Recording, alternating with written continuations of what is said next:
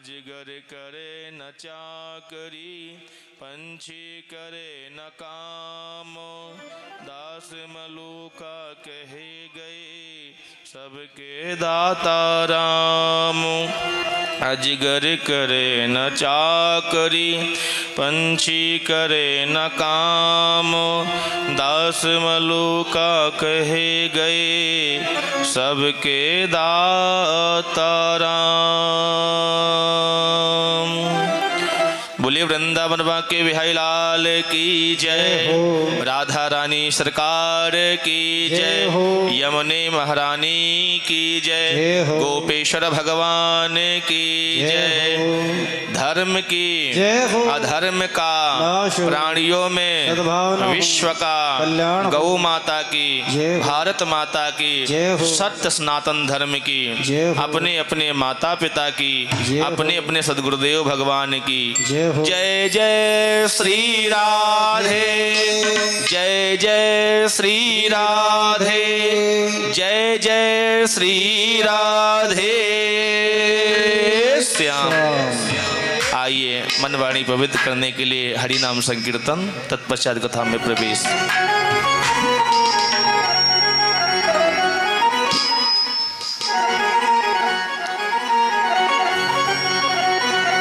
ओ मूर्ख बंदे क्या है जग में तेरा, ये तो सब झूठा सपना है। ये तो सब झूठा सपना है, क्या तेरा क्या मेरा मूर्ख बंदे।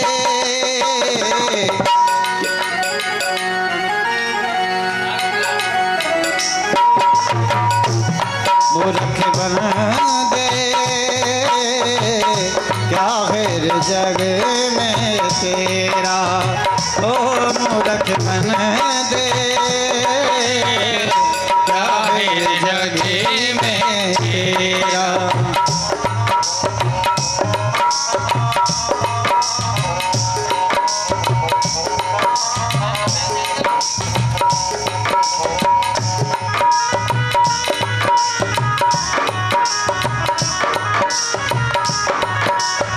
ये तो सब झूठा सपना है, ओ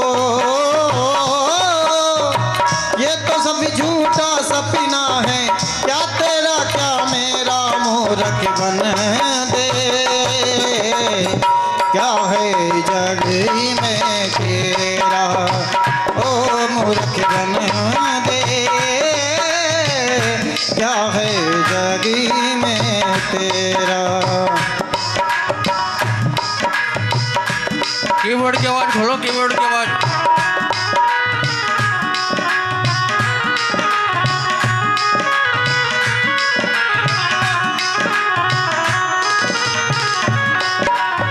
कितनी माया जोड़ी ले तू, कितने महल बना ले। कितनी माया जोड़ी ले तू, कितने महल बना ले। कितनी माया जोड़ी ले तू, कितनी महल बना ले। कितनी माया जोड़ के कितने महल बना ले। तेरे मरने के बाद में सुन तेरे घर वाले, तेरे मरने के बाद में सुन तेरे घर वाले, दो गज कफनी उड़ा के तुझको,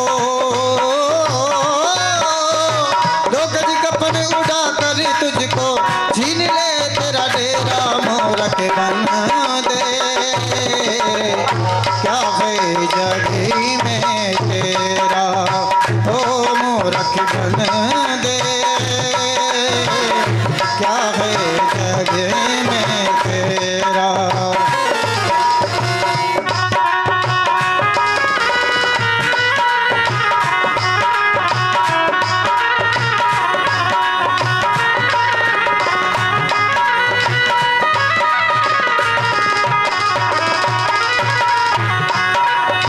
कोठी बंगला कार देख के क्यों इतना इतराया है, कोठी बंगला कार देख के क्यों इतना इतराया है।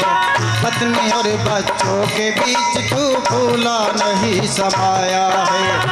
पत्नी और बच्चों के बीच तू भूला नहीं समाया है। 4 दिन की चांदनी ये ओ 4 दिनों की चांदनी ये फिर आएगा तेरा मूरत बन दे। क्या है जग मेरे तेरा ओ मूरत बन दे। क्या है जगे में तेरा। ये तो सब झूठा सपना है, ये तो सब झूठा सपना है। क्या तेरा क्या मेरा मूरत बन दे। क्या है जगे में तेरा।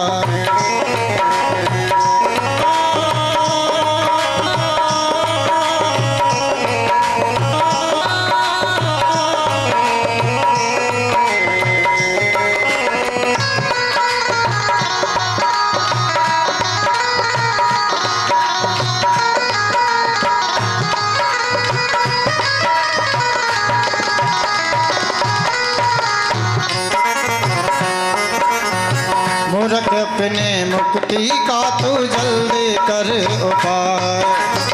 मूर्ख अपने मुक्ति का तू जल्दी कर ले उपाय। जिस दिन किसी पड़ी तेरी ये बाह पकड़ ली जा। जिस दिन किसी घड़ी तेरी ये बाह पकड़ ली जा। तेरे साथ में घूम रहा है तेरे साथ में घूम रहा है बनकर काल लुटेरा मूरख बन दे। क्या है जगे में तेरा ओ मूरख बन दे। क्या है जगे में तेरा।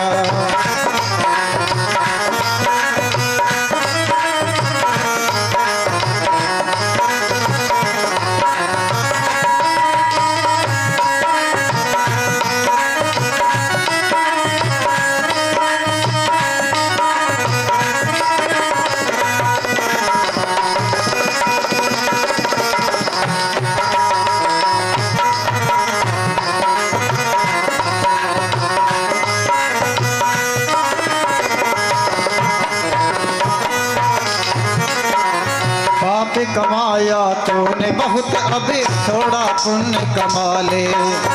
पाप कमाया तूने बहुत अभी थोड़ा पुण्य कमा ले।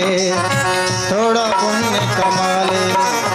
कुछ तो समय है अब मानव तू राम नाम गुण गाले।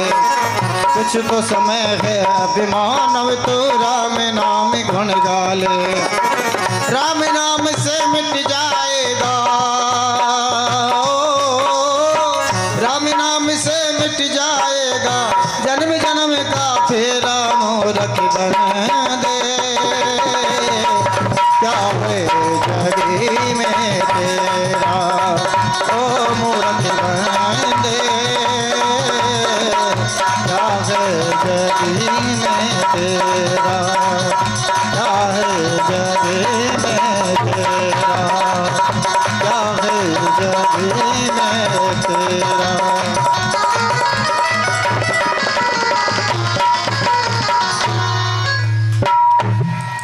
बोले भक्तवत्सल भगवान की जय। अखंड ब्रह्मांड नायक परात्पर ब्रह्म नंद नंदन यशोनंदन की महती कृपा करुणा से आज आपके ग्राम कारी में नतमल जी पोद्दार जी के निज निवास पे श्री राधा रानी सेवा संस्थान के तत्वाधान में श्रीमद् भागवत दिव्य ज्ञान महायज्ञ का चतुर्थ सत्र में हम आप लोग प्रवेश कर रहे हैं। यह गोविंद की बड़ी करुणा कृपा है। कल आप लोगों ने कथा के माध्यम से विविध प्रकार के आख्यानों का श्रवण किया और उसी संदर्भ में वामन चरित्र के कुछ चरित्र आप लोगों ने श्रवण किया था। भगवान वामन का प्राकट्य हुआ था। तो वामन भगवान का जब जन्म हुआ तो ब्रह्मा जी आए, यज्ञोपवीत संस्कार किया है और महाराज जितने भी देवता आए हैं जो जो अर्पण करना था वो अर्पण किया है। माँ भगवती अन्नपूर्णा स्वयं आई हैं और भिक्षा पात्र दिया है, भिक्षा दिया है। और वो भिक्षा लेकर के जब देवगुरु बृहस्पति के पास भगवान वामन गए तो कहा देखो मुझे ये भिक्षा नहीं चाहिए, अगर तुमको भिक्षा देना ही है तो जाइए नर्मदा जी के तट पे बलि समा यज्ञ 99 अश्वमेध यज्ञ पूरा हो गया है, समा यज्ञ कर रहा है और वहां से जाकर भिक्षा मांग लेके आइए। इधर महाराज भगवान बलि को आज भिक्षा मांगने के लिए वहां से चल पड़े हैं और चलते चलते नर्मदा के तट पे पहुंचे हैं जहां यज्ञ 99 अश्वमेध का पूरा हो गया था।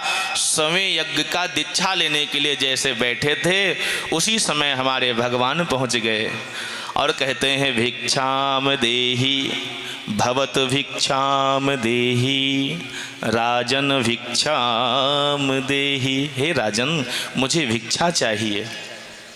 और जैसे महाराज पता चला कि हमारे द्वार पे कोई वटुक ब्राह्मण आया है, ब्रह्मचारी ब्राह्मण आया है, आज महाराज बलि ने कहा देखो महाराज यज्ञ तो एक क्षण के लिए रुक भी सकता है लेकिन इतना सुंदर कोई ब्राह्मण बालक आया है तो सबसे पहले हम स्वयं जाकर के भिक्षा देंगे। और महाराज तुरंत यज्ञ भूमि से उठ पड़े। शुक्राचार्य ने कहा देखो महाराज शुभ मुहूर्त बीता जा रहा है, ब्राह्मण तो आते जाते रहते हैं, आपके नौकर चाकर लगे हैं, कोई उठा के भिक्षा दे देगा, जो मांगेगा मिल जाएगा, आप अपना समय व्यर्थ मत करो। बलि ने कहा महाराज इतना सुंदर ब्राह्मण तो आज तक मैंने देखा ही नहीं है, और जब हमारे घर पे जब तक कोई भी ब्राह्मण संतुष्ट नहीं है, अगर एक ब्राह्मण का बालक भी संतुष्ट नहीं है तब तक मुझे यज्ञ करना, पुण्य करना, दान करना सब व्यर्थ है। इसलिए हम पहले ब्राह्मण को संतुष्ट करेंगे, वाके बाद अपना यज्ञ देखेंगे। और स्वयं पहुंच गए महाराज और कहा स्वागतम वो नमस्तुभ्यं ब्रह्मन् किंकरिवाणते ब्रह्मर्षिणां तपः साक्षात् मन्ये त्वर्यावपुर्वधम्। हे ब्राह्मण कुमार आपका स्वागत है। हमने आप आदेश करें, आज्ञा करें, हम आपका प्रिय कार्य कौन सा करें। आपको देख करके तो ऐसा मुझे प्रतीत होता है, इतने नन्हे नन्हे हाथ हैं, इतने नन्हे नन्हे पैर हैं, इतने छोटे से बटुआ जैसा मुखमंडल है, आपको देख करके तो ऐसा लगता है कि आपको जाने ही ना दें, आपको हम अपने महल में ही रख लें। भगवान ने कहा देखो ब्राह्मण को रुकना नहीं चाहिए, रमता जोगी बहता पानी सदैव पवित्र होते हैं। और देखो भैया अगर हम रुक जाएंगे तो खर्चा बढ़ जाएगा तुम्हारा। महाराज बलि कहते हैं महाराज उसकी चिंता मत करो, चक्रवर्ती सम्राट तुम्हारे पास है। और एक मीठी बात बताऊं, भगवान ने कहा हाँ बोलो। कहा ऐसो देख करके आपको लगे है एक नन्ही सी ब्राह्मण कन्या से आपका विवाह भी करवा दे जिससे आप जाओ ही मत, हैं? भगवान ने कहा देखो शादी विवाह तो बंधन कारक है, अगर हम विवाह कर लेंगे अभी तो अपने लिए मांगते हैं महाराज, हैं?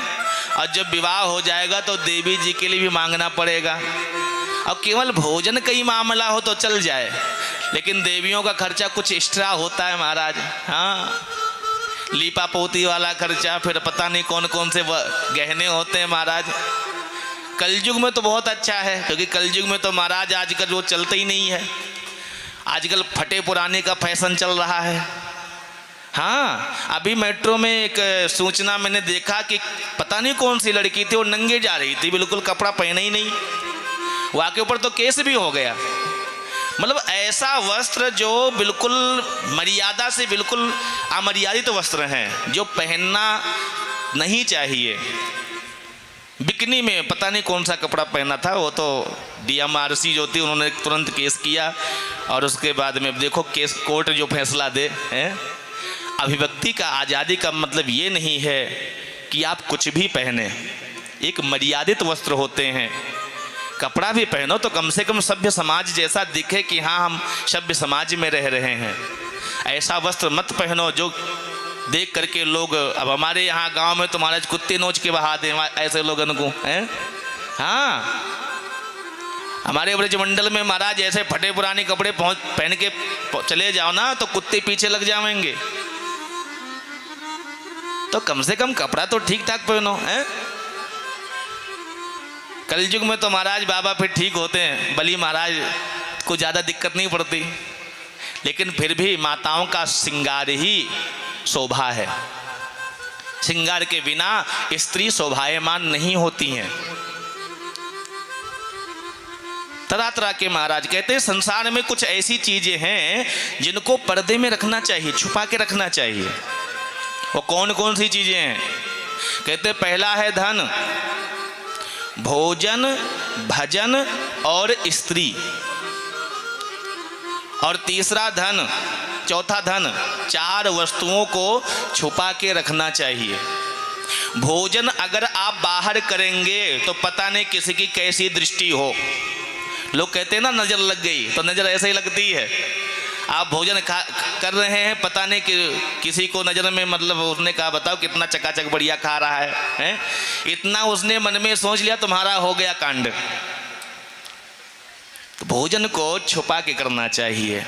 भजन भी दिखा के नहीं करना चाहिए, भजन भी छुपा के करना चाहिए, वरना भजन का पुण्य आपको नहीं मिलेगा। आजकल तो महाराज स्थिति ऐसी हो गई कि लोग माताएं भगवान को लेकर के डोल रही हैं, उसी हाथ से भोजन कर रही हैं, उसी हाथ से ठाकुर जी को स्पर्श कर रही हैं। भगवान जो होते हैं मंदिर के लिए होते हैं, एक बार स्थापित कर दो तो जब आप स्नान ध्यान करके पवित्र हो जाएं तभी जाना चाहिए। अब आप ट्रेवल पे जा रहे हैं, टूर पे जा रही हैं, आपका शरीर शुद्ध है या अशुद्ध है, कोई विचार है? नहीं विचार है। आप पनीर के पकौड़े खा रहे हैं, उसी हाथ से ठाकुर जी को स्पर्श कर रहे हैं। तो आजकल ये फैशन चल पड़ा है। भजन को सदैव एकांत में करना चाहिए, छुप के करना चाहिए। और तीसरा महाराज धन। आप 50 लाख रुपया लेके जाओ रोड पे गिनते हुए, आप सुरक्षित नहीं रहोगे। हर प्रकार के लोग निकलते हैं, और बताता हूं जो बदमाश चोर होते ना पीछे लग जाएंगे, तुरंत लग जाएंगे। आप दिखाते हुए लेके चलो 2-2 हजार के नोट, गिनते हुए रोड पे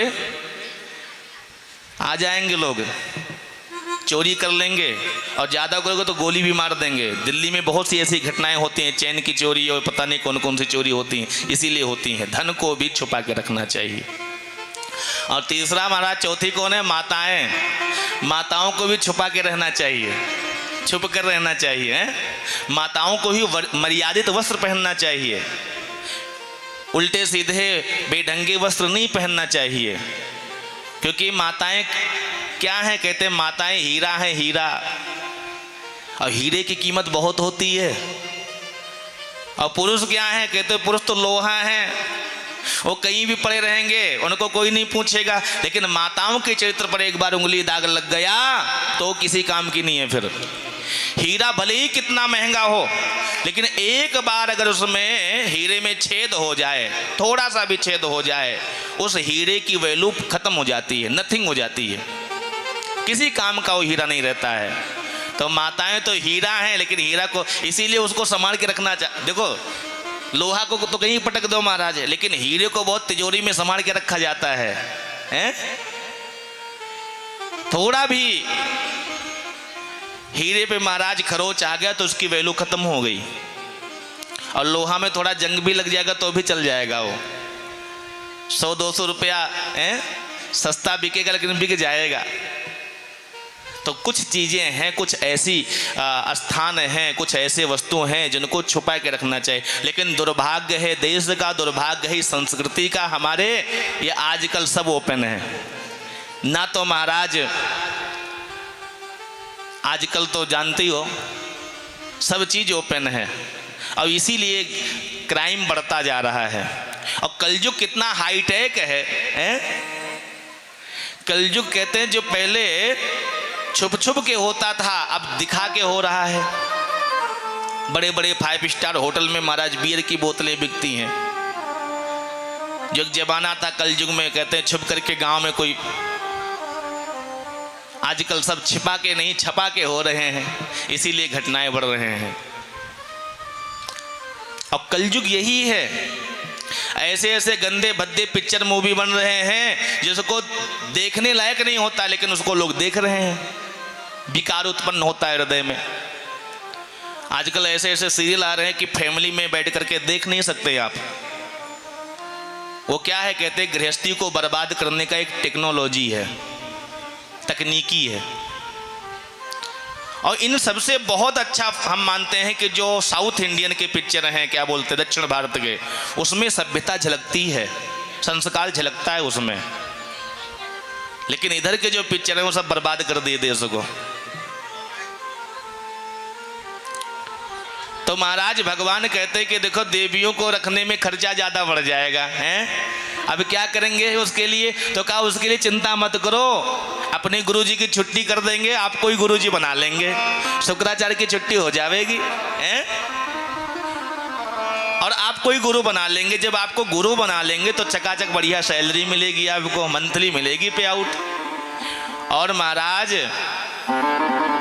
आपको रहने खाने की कोई दिक्कत नहीं रहेगी, अपने महल में हम आपको रखेंगे। भगवान ने कहा ये बात तो सही है तुम्हारी, लेकिन ये बताओ घर में जब पत्नी आ जाएगी तो बाल बच्चे भी होंगे, हैं? तो बाल बच्चों का पढ़ाई लिखाई का खर्चा कौन करेगा, हैं? आजकल महाराज पढ़ाई बहुत महंगी हो गई है। बड़ी बड़ी स्कूल में एडमिशन लो, ग्लोबल इंस्टीट्यूट में बीटेक MBA करवाना, MBBS करवाना, बहुत पैसा लगता है महाराज। उसके लिए क्या करेंगे? इतना तो पैसा है नहीं, हम तो गरीब ब्राह्मण हैं।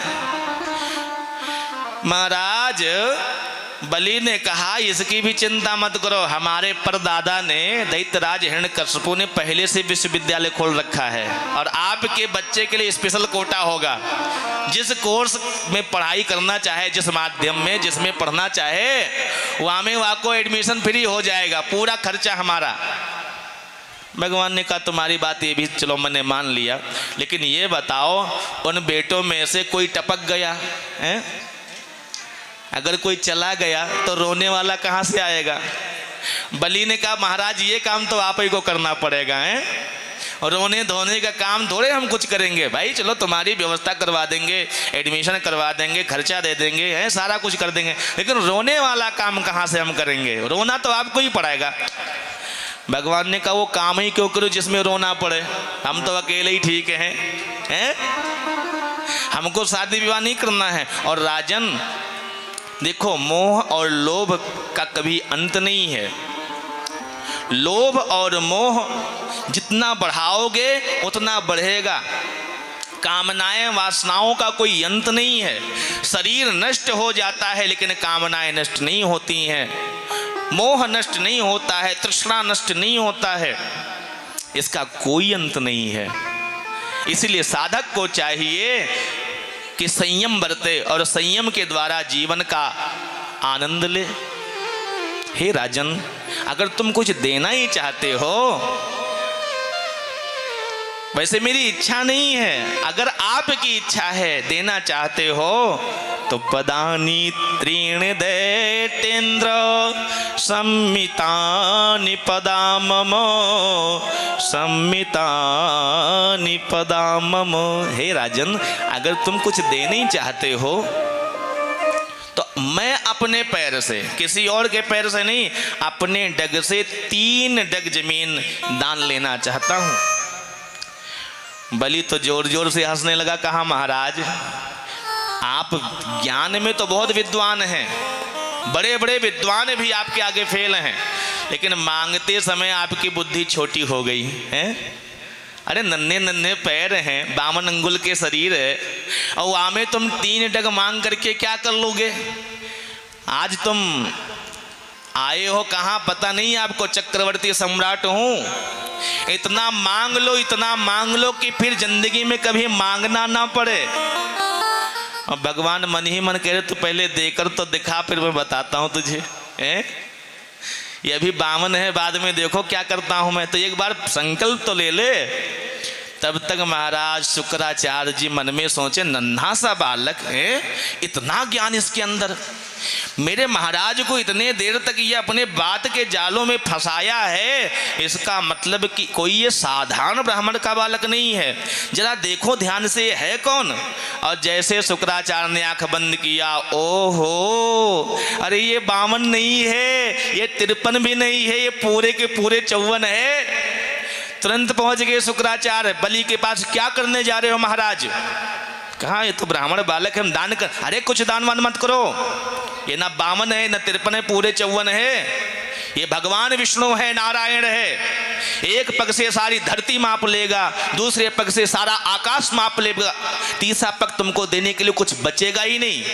अभी भी समय है, मान जाओ मेरी बात। और शास्त्र में ये बात बताऊं, शास्त्र में कुछ ऐसे स्थान हैं जहां पे झूठ बोलने का पाप नहीं लगता है।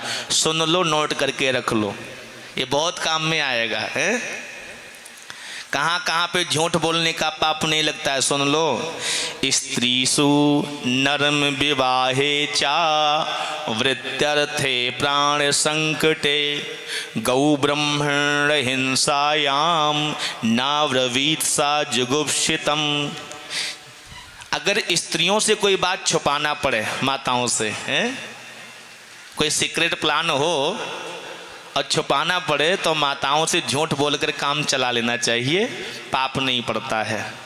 क्योंकि माताओं का एक स्वभाव होता है महाराज, अगर आपने सीक्रेट वाला जो प्लान है ना वो बता दिया, और अगर ये कह दिया इसको किसी को बताना मत, तब तो वो पूरा कॉलोनी जान जाएगी, पूरी गांव जान जाएगी। क्योंकि माताओं का स्वभाव ये बात करते करते कहेंगे, जो बात नहीं बताना चाहिए वो बता देंगी। फिर कहेंगे बहना क्या बताऊं, पति ने तो मना किया था लेकिन मुंह से निकल गया, लेकिन तू मत बताइयो हैं। अब वो बहना कहीं जाएगी जब बात करने के लिए, तो आपस में जब बात करेगी तो बात करते करते वही बात निकल जाएगा। फिर कहेगी बहना क्या बताऊं, माने तो मना किया था लेकिन अब क्या बताऊं, मुंह है निकल गया, लेकिन तू मत बताना। और ऐसे करते करते पूरा का पूरा गांव में तुम्हारा जो सीक्रेट प्लान है ना वो चला जाएगा और आपके पास भी पहुंच जाएगा, लेकिन कहेंगे बताना मत। हाँ, तो माताओं से अगर कोई बात छुपाना हो तो पाप नहीं लगता है, झूठ बोलने का पाप नहीं लगता है। स्त्रीषु नर्म विवाहे चा, अगर किसी कन्या का विवाह नहीं हो रहा हो या किसी बालक का विवाह नहीं हो रहा है और आपके झूठ बोलने से उसका विवाह हो जाए है, तो झूठ बोलने का पाप नहीं लगता है। अगर बिल्कुल अनपढ़ है, कुछ भी नहीं पढ़ा लिखा है, तो बोल दो भैया पढ़ा लिखा पास है, लिखे देह साफ है, स्कूल कभी गया नहीं, फेल कभी हुआ नहीं है, ब्लैक को छोड़कर व्हाइट सब पढ़ लेता, पीएचडी कर रहा है। हाँ, अगर कुछ भी नहीं आता है तो, लेकिन कम से कम उसका घर तो बस जाए। सबसे बड़ा पुण्य है गृहस्थी में प्रवेश। तुम्हारे झूठ बोलने से अगर किसी का विवाह हो जाए तो वहाँ भी पाप नहीं लगता है झूठ बोलने का। और अगर आपका व्यापार नष्ट हो रहा हो, आपकी नौकरी जा रही हो या आपका बिजनेस चौपट हो रहा हो और झूठ बोलने से आपकी नौकरी बच जाए, आपका व्यापार बच जाए, तो वहाँ भी झूठ बोलने का पाप नहीं लगता है।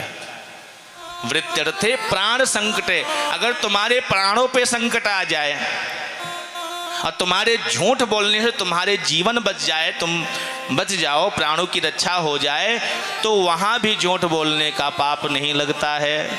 और पांचवा, कहीं हिंसा हो रही, किसी गाय की, ब्राह्मण की, साधु संत की हिंसा हो रही है, उनके ऊपर अत्याचार हो रहा है, तुम्हारे बोलने से उन पर अत्याचार रुक जाए, उनके प्राण बच जाए, चाहे गाय की, चाहे ब्राह्मण की, चाहे संत की, तो तुम्हारे, हम तो कहते हैं भैया कोई भी किसी की जीव हिंसा अगर हो रही, तुम्हारे झूठ बोलने से अगर उसकी हिंसा रुक जाती है तो वहाँ पे भी झूठ बोलने का पाप नहीं लगता। ये 5 स्थान है, छठा कोई स्थान नहीं है। तो ये 5 जगह आप खुल के झूठ बोल सकते हैं। लेकिन एक बात बताऊं, झूठ का दोष तो नहीं लगता है लेकिन पुण्य भी नहीं मिलता है। ये मत समझ लेना कि हमको पुण्य मिलेगा। यहाँ पे झूठ बोलने का दोष नहीं लगता है, आप झूठ बोलेंगे तो उसका पाप नहीं लगेगा। अब हमने 5 बताया, आप 5 अपने तरफ से मत बना लेना है। तो महाराज इस प्रकार से जब ये किसने बताया है? शुक्राचार्य जी कह रहे हैं, दैत्यों के गुरु, कि देखो तुम्हारा पूरा धन नष्ट होने वाला है, जितना अभी तक कमाया है ये कई पग में सब नाप लेगा, अभी भी समय है, मना कर दो और तुमको पाप नहीं लगेगा। बलि ने कहा कि अगर ये भगवान हैं, ईश्वर हैं, तो दुनिया परमात्मा के लिए ही तो भजन करती है, यज्ञ करती है, अनुष्ठान करती है। जब मेरे द्वार पे स्वयं ब्रह्म ही आ गए, परमात्मा ही आ गए, तो फिर बचा ही क्या है? और गुरुजी भगवान आ गए होंगे तब तो मेरा सौभाग्य है, और अगर केवल ब्राह्मण बालक है तो 3 डग से ज़्यादा कुछ ले नहीं पाएगा है? इसलिए अब कुछ भी हो जाए, हम इस ब्राह्मण बालक को 3 डग जमीन जरूर दान करेंगे। शुक्राचार्य बेचारे तनतना गए, महाराज तनतना गए, आंख बिल्कुल लाल हो गई क्रोध से, और कहा रे मूर्ख, जिंदगी भर मैंने तुमको इंद्र बनाने के लिए क्या क्या प्रयत्न नहीं किया, और 1 मिनट में सारा मिट्टी में मिला देगा। मैं तुम्हें श्राप देता हूं, तुम शीघ्र ही श्रीहीन हो जाओगे। लेकिन गुरु तो गुरु ही होते हैं महाराज। मन में सोचा चेला सब कुछ साफ कर देगा हैं, तो क्या करूं? तो उसी समय शुक्राचार्य जी सूक्ष्म रूप धारण किया और जा करके भगवान वामन के कमंडल में बैठ के, पानी गिरेगा नहीं, संकल्प होगा नहीं, और ये वामन भगवान सूखे सूखे चले जाएंगे, हमारे चेले का सारा धन बच जाएगा हैं। गुरु हो तो शुक्राचार्य जी के जैसा महाराज हैं, अपनी आंखें भी फोड़वा लिया वही में बेचारे। हाँ, अब महाराज चेला तो मान नहीं रहा है। भगवान ने कहा संकल्प करूं, कहा हाँ प्रभु। जैसे हाथ बढ़ाया तो भगवान ने टोटी को जब से नीचे किया तो टोटी से जल निकल नहीं रहा था। भगवान ने कहा ऐसो लगे जा टोटी में कोई कीड़ा घुस गया है, जा कीड़े को निकालना पड़ेगा। भगवान ने अपने आसन से कुसा निकाला और टोटी में दे मारा, और उसी समय महाराज शुक्राचार्य जी की एक आंख गोविंदाय नमो नमः बोले भक्तवत्सल भगवान की जय हो। अच्छा, भगवान चाहते तो दोनों आंख फोड़ देते हैं, लेकिन ये कहीं क्यों फोड़ा है? चाहते तो दोनों फोड़ देते, लेकिन भगवान ने केवल एक ही आंख क्यों फोड़ा? इसका मतलब ये है भगवान बताना चाहते हैं, अरे शुक्राचार्य तुम इतने बड़े विद्वान हो, इतने बड़े ज्ञानी हो कि हम भगवान होकर के रूप छुपा के आए और तुमने मुझे पहचान लिया, लेकिन तुम केवल दैत्यों का भला चाहते हो, देवताओं का भला नहीं चाहते हो। तुम एक आंख से देखते हो। देवताओं भी जैसे देवता वैसे दैत्य हैं, अगर दोनों का भला चाहो तब तो कोई बात नहीं, लेकिन तुम केवल राक्षसों का उत्थान चाहते हो, इसलिए तुम्हारा एक बल्ब पहले से फ्यूज है, और जब फ्यूज है तो आपको ढंग से फ्यूज कर दे महाराज। तो भगवान ने एक आंख ले लिया शुक्राचार्य का। अब शुक्राचार्य काणे हो गए। एक आंख के बिना क्या होता है? काणा होता है, अंधा तो किया नहीं, बेचारे आंख पकड़ कर भाग गए। और उसके बाद जल गिरा है। जल गिरने के बाद भगवान ने संकल्प बोला है, और संकल्प बोलने के बाद में जैसे जमीन पे जल डाला, भगवान ने कहा बस बलि अब जा रहे मापने। बलि ने कहा प्रभु मापिए, इच्छा अनुसार मापिए। भगवान महाराज छतरी को नीचे रख दिया। 52 से 53 54 55 भूर भुवा स्वा महाजना तपा सत्य ब्रह्मांड में भगवान स्थित हो गए, और अपना पैर उठाया, कहा बलि जा रहे मापने। बलि ने कहा प्रभु माप लीजिए, और एक ही पग में सप्तदीप नवखंड सारी धरती को माप लिया। भगवान ने कहा राजन आज से यह धरती अब मेरी हो गई। भगवान ने दूसरा पग उठाया है, अतल वितल तल तलातल महातल सातल भूर भुवा स्वा महाजना तपा ब्रह्मांड को महाराज फोड़ करके भगवान का पैर जो था वो आगे निकल गया। ब्रह्मा जी ने उस पैर को धोड़ करके जल जो है अपने कमंडल में रख लिया। उसी से माँ भगवती भागीरथी गंगा प्रकट हुई। बोले गंगा मैया की जय हो। भगवान ने कहा राजन आज से यह आकाश भी मेरा हो गया। एक पग में धरती, एक पग में आकाश।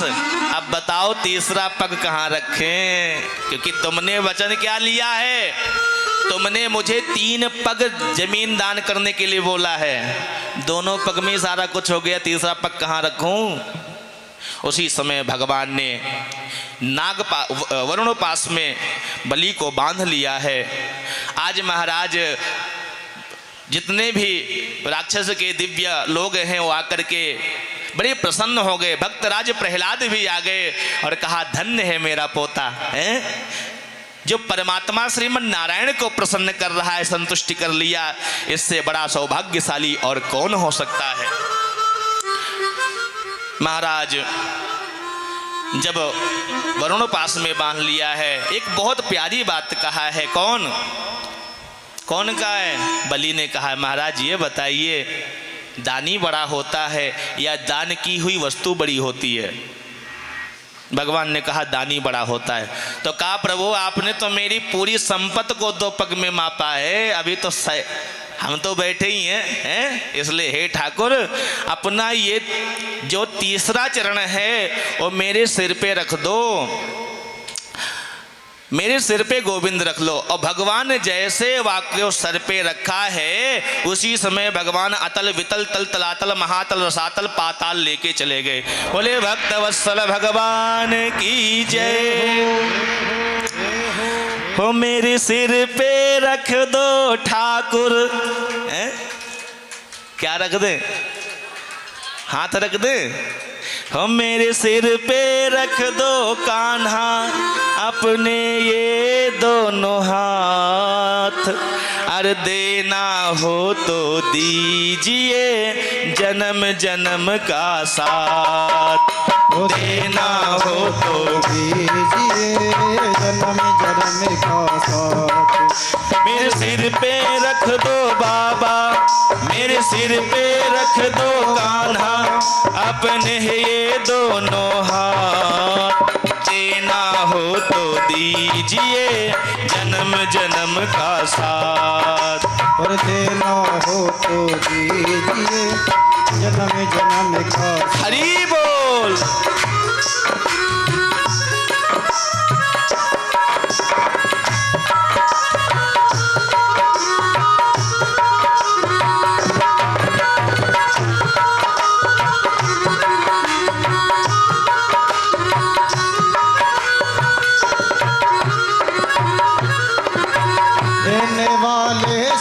प्रभु तो धन और दौलत क्या मांगे, देने वाले श्याम प्रभु तो धन और दौलत क्या मांगे। श्याम प्रभु से मांगो तो फिर नाम और इज्जत क्या मांगे, श्याम प्रभु से मांगो तो फिर नाम और इज्जत क्या मांगे। मेरे जीवन में तू कर दे, मेरे जीवन में तू कर दे बाबा कृपा की बरसा, देना हो तो दीजिए जन्म जन्म का साथ, देना हो तो दीजिए जन्म जन्म का साथ।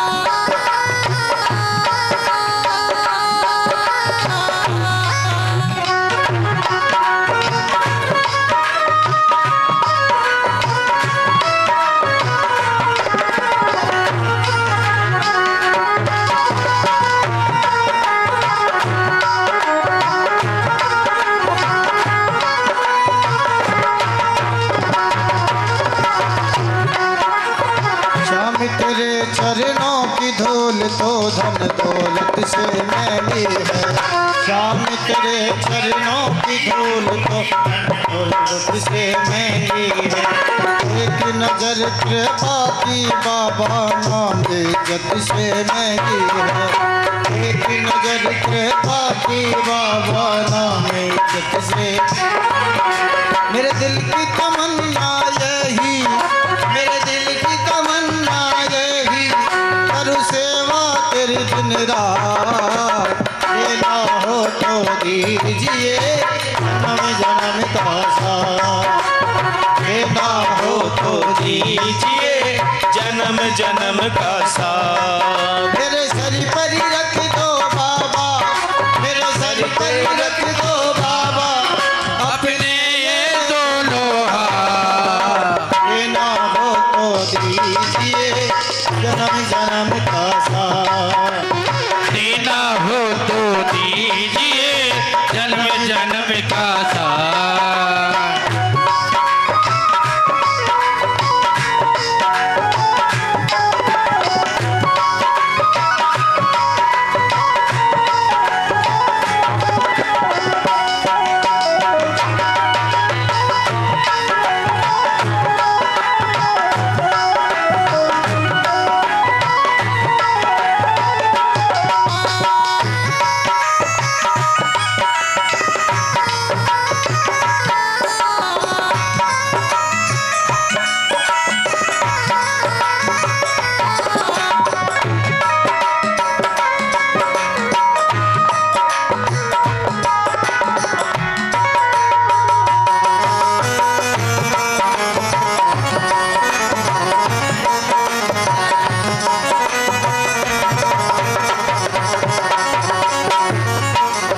झुलस रहे हैं गम की धूप में, प्यार की छैया कर दे दो। झुलस रहे हैं गम की धूप में,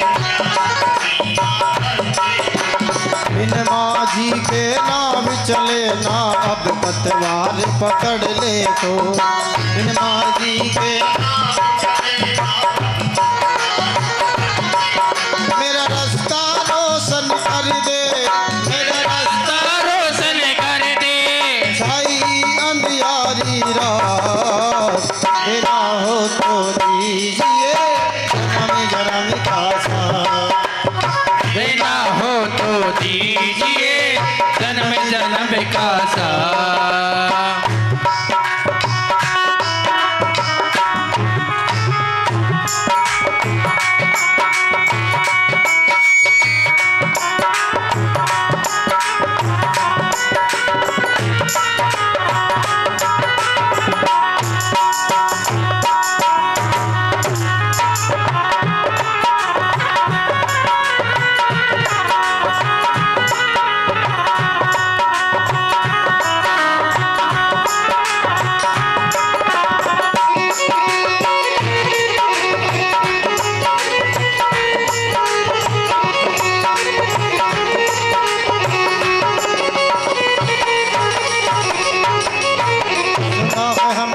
शरणागत को अपने गले लगाते हो।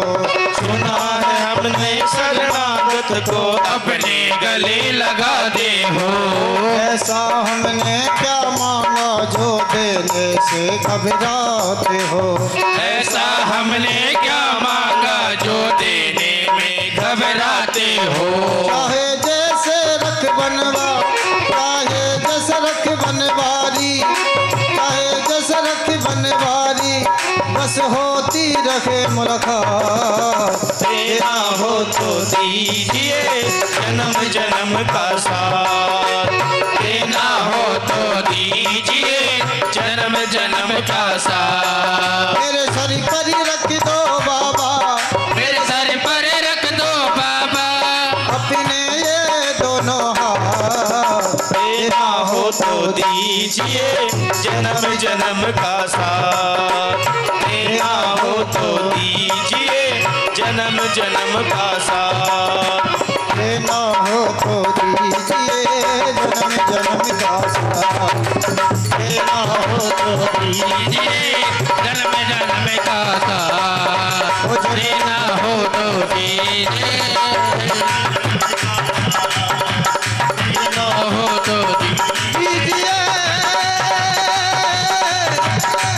दीजिए जन्म जन्म का।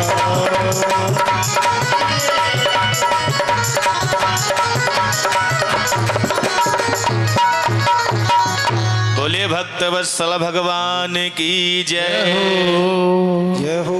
तो महाराज भगवान को भगवान ने जन्म जन्म का साथ दे भी दिया है। जब भगवान पातालपुरी में गए तो भगवान चतुर्भुज रूप में प्रकट हो गए और कहा, बलि, एक वेद शास्त्र की मर्यादा होती है, इंद्र को अपना कार्यकाल भोगने दो। मैं तेरी भक्ति से अत्यंत प्रसन्न हूँ, आने वाले मनवंतर में मैं तुमको ही इंद्र बनाऊंगा, और कोई वरदान चाहते हो तो मांग लो। बलि ने कहा, प्रभु, जो आपका वो छोटा सा नन्हा सा रूप देखा था ना, बामन अंगुल वाला, वही मेरे दिल में बसा हुआ है।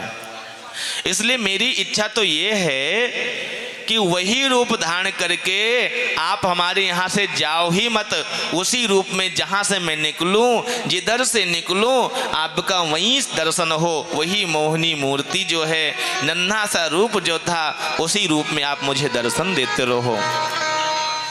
भगवान ने कहा, इसका मतलब तुम मुझे पहरेदार बनाना चाहते हो? नहीं नहीं प्रभु, हमारी इच्छा है केवल। अब आपने वरदान के लिए कहा तो मैंने मांग लिया। भगवान तो भक्त के वश में होते हैं महाराज। भगवान बलि के यहाँ द्वारपाल बन गए। बहुत समय हुआ महाराज, मैया लक्ष्मी यहाँ इंतजार कर रही हैं। गए तो थे लेने के लिए, लेकिन आए नहीं भगवान। नारद जी ने कहा, नारायण नारायण, देवी आजकल भगवान बढ़िया नौकरी कर रहे हैं। हाँ, मैया ने कहा, बताओ हमारे यहाँ कोई पैसे की कमी थोड़े? कहा, पैसे से नहीं करने, फ्री फंड की नौकरी है। अब तो मैया ने कहा, हमारे ठाकुर को क्या करें जो हमारे यहाँ आ जाए। कहा, देखो बलि की यहाँ बहन नहीं है, तो अब उपाय कुछ करो जिससे आ जाए। तो मैया लक्ष्मी स्वयं आज 16 श्रृंगार किया है, हाथ में महाराज थाल को सजाया है और अच्छा सूत्र को लेकर के पातालपुरी में पहुंच गई। और महाराज द्वारपाल पे जैसे ठाकुर देखा महाराज, मैया तो पूरी। भगवान ने कहा, साइलेंट, यहाँ तो मैं द्वारपाल हूँ, यहाँ हम कुछ नहीं बात कर सकते हैं। कहा, ठीक है, अपने महाराज से कह दो कि तुम्हारी बहन आई है। और जब महाराज सूचना मिली कि बहन आई है, बलि ने कहा, बहन के लिए दरवाजा तो हर समय खुला रहता है, उनके लिए क्या द्वारपाल, लेके आओ मेरी बहन को। और जब महाराज बलि के यहाँ रक्षा बांधा है, एन बद्धो बलि राजा दानवेंद्रो महाबला तेन त्वाम पृथ्वीधामी रक्षे माचल माचल। जब रक्षा सूत्र बांध दिया तो कहा, देखो बहना, आपने रक्षा सूत्र बांधा है तो भाई का कर्तव्य होता है कुछ गिफ्ट उफ्ट देते ना, उपहार। तो कहा, जो मांगोगी, जो मुझसे चाहती हो, जो इच्छा है वो मांगो, मैं आपको दूंगी, दे दूंगा जो मांगोगे। मैया ने कहा, ऐसे ना मांगूंगी। फिर कहा, पहले वचन दो। बलि को क्या मालूम था महाराज, बलि ने वचन दे दिया। और जैसे वचन दे दिया, कहा, जो ये तुम्हारे यहाँ वो द्वारपाल है ना, 52 अंगुल का सांवला सलोना, उसी को दे दो, उसी को लेने आई हूँ। अब तो महाराज बलि पहचान गए कि बहना, आज मैं समझ गया तो कौन है। अरे मेरा सौभाग्य तो देखो, जिसकी बहन जगत माता बन जाए, उससे बड़ा और सौभाग्य क्या चाहिए। लेकिन बहना, इनके बिना मेरा जीवन अधूरा रहेगा, मैं इनके बिना जी नहीं सकता हूँ, अब आप कोई उपाय करो। उसी समय भगवान नारायण के स्मरण से ब्रह्मा जी और शंकर जी प्रकट हो गए। भगवान ने कहा, देखो भगत को मैंने वरदान दिया है ना, तो अब 4-4 महीने की ड्यूटी सब लोग लगाओ। 4 महीने के लिए बलि के यहाँ द्वारपाल बन के हम आएंगे, फिर 4 महीने ब्रह्मा जी द्वारपाल बन के जाएंगे, और फिर 4 महीना भोले बाबा भी ड्यूटी लगाएंगे। तब से महाराज 4-4 महीने की ड्यूटी सबकी बन गई। आज भी जो क्या बोलते हैं भगवान का, क्या बोलते हैं, देवशयनी एकादशी है, तो वो भगवान सोते नहीं हैं, भगवान जाते हैं पातालपुरी में ड्यूटी करने। और जैसे 4 महीना पूरा होता है तो देव उठनी एकादशी पे भगवान आ जाते हैं, तब दूसरे ब्रह्मा जी चले जाते हैं। फिर ब्रह्मा जी जैसे आते भोले बाबा का नंबर लग जाता है। तो तीनों देवता, महाराज भक्ति में बड़ी शक्ति है। परमात्मा को कोई अपना बना सकता है तो केवल भक्ति से बना सकते हो, और भक्त में यह सामर्थ्य है। गंगा मैया की महिमा तो महाराज पुराणों में, शास्त्रों में बहुत वर्णन है। शास्त्र में तो यहाँ तक कहा है कि जिस व्यक्ति का गंगा जी में शरीर शांत हो जाएगा, क्या जिस व्यक्ति का गंगा जी में शरीर शांत हो जाएगा, पहली बात तो उसको इस धरती पे जन्म लेना ही नहीं पड़ेगा। यहाँ पे इस धरती पे दोबारा उसको जन्म नहीं लेना पड़ेगा। और अगर जन्म लेना ही पड़ा तो कैसे लेंगे हैं? अगर लेना ही पड़ा जन्म तो कैसे जन्म लेंगे? तो कहा है कि इदम ही गांगम त्यजतो मिहंगम न पुनरापि चांगम यतिवापि चांगम करे रथांगम शयने भुजंगम याने विहंगम चरणे गंगम। अरे कहते हैं भैया ऐसी भी तो उनका जन्म ही नहीं होगा। सबसे पहली बात, अब अगर जन्म होगा तो चलने के लिए गरुड़ महाराज मिलेंगे, हाँ, सोने के लिए शेषनाग की सैया मिलेगी, हाथ में सुदर्शन चक्र होगा और चरणों से निकलती माँ भगवती गंगा होगी। मतलब क्या है? मतलब ये है उस प्राणी का जन्म ही नहीं होगा, नारायण बन के नारायण में लीन हो जाएगा। यही गंगा जी में शरीर विसर्जन का पुण्य है। जिस व्यक्ति का गंगा जी में जाकर के जिसका देह त्याग हो जाए, क्या बोलते हैं, गंगा जी में डूब गया है, गंगा जी में डूब करके किसी की अगर मृत्यु हो गई तो वह व्यक्ति साक्षात सीधे वैकुंठ चला जाता है, वो रुकता ही नहीं यहाँ।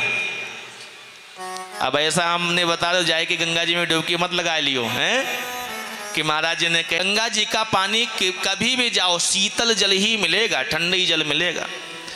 अब हम थोड़ा गहरे में चले गए महाराज, अब पैर उठ गया हमारा, हमने सोचा गंगा मैया अब तो कृपा कर दिया हैं, गंगा मैया अब तो मेरे लिए बैकुंठ का द्वार बिल्कुल खुला हुआ है। और जैसे मेरे मन में ये भावना आया, गंगा मैया ने उठा करके बाहर फेंक दिया, इतना इतना पानी हो गया, कमल ले ले। हाँ, गंगा जी को भी पता है कि जिसको जानकारी ना हो वाको लेके जाओ, जिसको जानकारी वाको लेके मत जाओ, वरना वो लड़ जाएगा वहाँ पे। हाँ, तो गंगा मैया सबको लेती ही नहीं है, बहुत ही कोई भाग्यवान होगा उसको गंगा मैया लेती हैं। और अगर कोई जाकर के वैसे ही आत्महत्या के लिए चला जाए, गंगा जी में डूब जाए, तो भी वो व्यक्ति बैकुंठ ही जाएगा। आत्महत्या भी करने के लिए जाएगा तो भी बैकुंठ जाएगा। ऐसा गंगा की महिमा है। कहते हैं गंगा गंगेत यो ब्रूयात योजनापि शतामपि। 100 योजन दूर बैठा हुआ कोई व्यक्ति गंगा गंगा गंगा कहे तो कहते हैं 10 जन्मों का पाप नष्ट हो जाता है। अब किसी ने गंगा को जी को देख लिया तो कहते हैं 100 जन्मों का पाप नष्ट। गंगा मैया का केवल दर्शन कर लो, नहाओ मत, दूर से देख लो गंगा मैया बह रही हैं तो 100 जन्मों का पाप नष्ट हो जाता है। किसी ने कहा महाराज गंगा जी में जाके गोते ही लगा लें, हैं आचमन ही कर लें, तो कहते जो व्यक्ति विधि विधान से गंगा जी में जाके डुबकी लगा लेगा तो गंगा हंती युगे युगे युगो युगों का पाप गंगा जी जला के भस्म कर देंगी। ये गंगा जी के स्नान का महिमा है। यहाँ से गंगा जी दूर है कि पास में है? बहुत दूर होंगी, हैं? तो हाँ बहुत दूर है, यहाँ नहीं है, हैं? हाँ, कितने लोग गए हैं गंगा जी का दर्शन किया है? और जो नहीं गए हो कहते हे गंगा मैया, हे गंगा मैया, हे गंगा मैया, हम तो नहीं आ पा रहे हैं, आप ही हम पे कृपा करुणा करो। तो माँ भगवती गंगा के नाम से ही 10 जन्मों का पाप नष्ट हो जाता है। और ये भी तो गंगा ही तो बह रही है, ज्ञान की गंगा है, भागवती गंगा प्रवाहित हो रही है, इससे बड़ा और क्या चाहिए? महाराज अस्थियां सब गल जाती हैं, गंगा जी में कुछ ऐसे ही तत्व हैं। इसको बहुत से वैज्ञानिकों ने अन्वेषण भी किया है, रिसर्च किया है और ये पाया है कुछ ऐसे अम्ल ऐसे तत्व होते हैं जो उन अस्थियों को गला देती है, वो अस्थियां सब गल जाती हैं गंगा जी में। अच्छा, गंगा जी का जल बहुत पवित्र होता कि नहीं होता है? गंगा जी का जल बहुत पवित्र होता है, इसीलिए लोग लेके आते हैं अपने घर में गंगा जल रखते हैं। और जो कोई व्यक्ति जो कोई व्यक्ति का जब ज़्यादा तबीयत खराब होता तो कहते भैया 2 बूंद गंगा जल डाल दो। बोले भक्तवत्सल भगवान की। तो महाराज गंगा जी की महिमा है। उसके बाद में ब्राह्मण धर्म, संन्यास धर्म, वैश्य का धर्म, शूद्र का धर्म, क्षत्रियों का धर्म का विस्तार से वर्णन है। और यहाँ पे कहते हैं आगे चल करके इन्हीं के यहाँ मत्स्य भगवान का भी अवतार हुआ है। मत्स्य भगवान का, तो मत्स्य भगवान की चरित्र भी आप लोग श्रवण करें। कहते हैं एक बार की बात है, महाराज सत्यव्रत जिनको वैवस्वत मनु कहते हैं, भैया आवाज को देख लो, राधे। हाँ, तो जो वैवस्वत मनु हैं, जो इस समय के मनु हैं, जो चल रहा है मनवंतर, वैवस्वत मनवंतर, तो ये मनु जो है कृतमाला नाम की नदी पे वानप्रस्थ लेकर के गए और वहाँ पे संध्या कर रहे थे। उसी समय एक छोटा सा मछली इनके हाथ में आ गया और जब उस जल को छोड़ने लगे तो नन्हा सा मत्स्य कहता है, हे महाराज मुझे जल में मत डालो, क्योंकि छोटी छोटी मछलियों को बड़े बड़े मछली खा जाते हैं, इसलिए मेरे प्राणों की रक्षा करो। महाराज को दया आ गई, अपने कमंडल में रख लिया और कमंडल में रख करके जैसे ही अपने राजमहल में आते हैं वो महाराज मछली बढ़ गया और कहा महाराज ये कमंडल मेरे छोटा है, बड़ा पात्र में रखो। और जैसे बड़े पात्र में रखा तो वो मछली जो है ना देखते देखते बड़े पात्र में भी बढ़ गया। कहा महाराज ये भी छोटा पड़ रहा है। तालाब में डलवाया, महाराज एक ही क्षण हुआ तालाब में भी बढ़ गया। महाराज अपने सैनिकों को आज्ञा दिया कि मछली को लेके जाओ समुद्र में डलवाओ, और जैसे समुद्र में डलवाया महाराज हजारों लाखों योजन विस्तार विशाल मत्स्य प्रकट हो गया। समझ गए सत्यव्रत, मन में सोचा ये कोई साधारण मछली नहीं हो सकता जो एक दिन में हजारों योजन बढ़ जाए हैं। अभी तो नन्हा सा मछली था और देखते देखते हजारों लाखों योजन विस्तार इसका शरीर हो गया है, ये कोई साधारण मछली नहीं। हाथ जोड़कर भगवान की स्तुति किया, प्रभु आप हमको अपनी माया से क्यों व्यामोहित कर रहे हो, अपना दर्शन दो। तो मत्स्य भगवान शंख चक्र गदा पद्म लेकर प्रकट हो गए। बोले मत्स्य भगवान की जय। मत्स्य भगवान ने कहा राजन आज के 7वें दिन नैमित्तिक प्रलय हो जाएगा और तुम संसार के सारे बीज को इकट्ठा करके रख लेना। जब प्रलय समाप्त होगा तो पुनः सृष्टि का संचार होगा और आप इस धरती के पुनः संचार करने के लिए आप ये जो बीज है वो सब काम आएगा। भगवान के कथनानुसार ब्रह्मा जी महाराज बैठे थे और बैठे बैठे ही आंख लग गई। जैसे होता है ना दिन में लोगों को थोड़ी बहुत झपकी आ जाती है, ऐसे ब्रह्मा जी को हल्की सी झपकी लग गई, आंख लग गई। ब्रह्मा जी के महाराज हाथ से चारों वेद छूट गए, प्रलय आ गया महाराज, और चारों वेद जैसे छूट गया। हयग्रीव नाम का दैत्य उत्पन्न हुआ, चारों वेदों की चोरी करके लेकर चला गया पाताल। इधर महाराज सप्तऋषियों ने धरती को नौका बना करके महाराज जब यह धरती डूबने लगी तो उसी समय सत्यव्रत महाराज के पास में सप्तऋषि लेकर आए हैं नौका, और सारे संसार के जो भी बीज है मूल तत्व है उसको इकट्ठा करके रख लिया और नाव पे चढ़ गए। जैसे नाव डूबने लगी भगवान मत्स्य का आवाहन किया, भगवान मत्स्य प्रकट हो गए।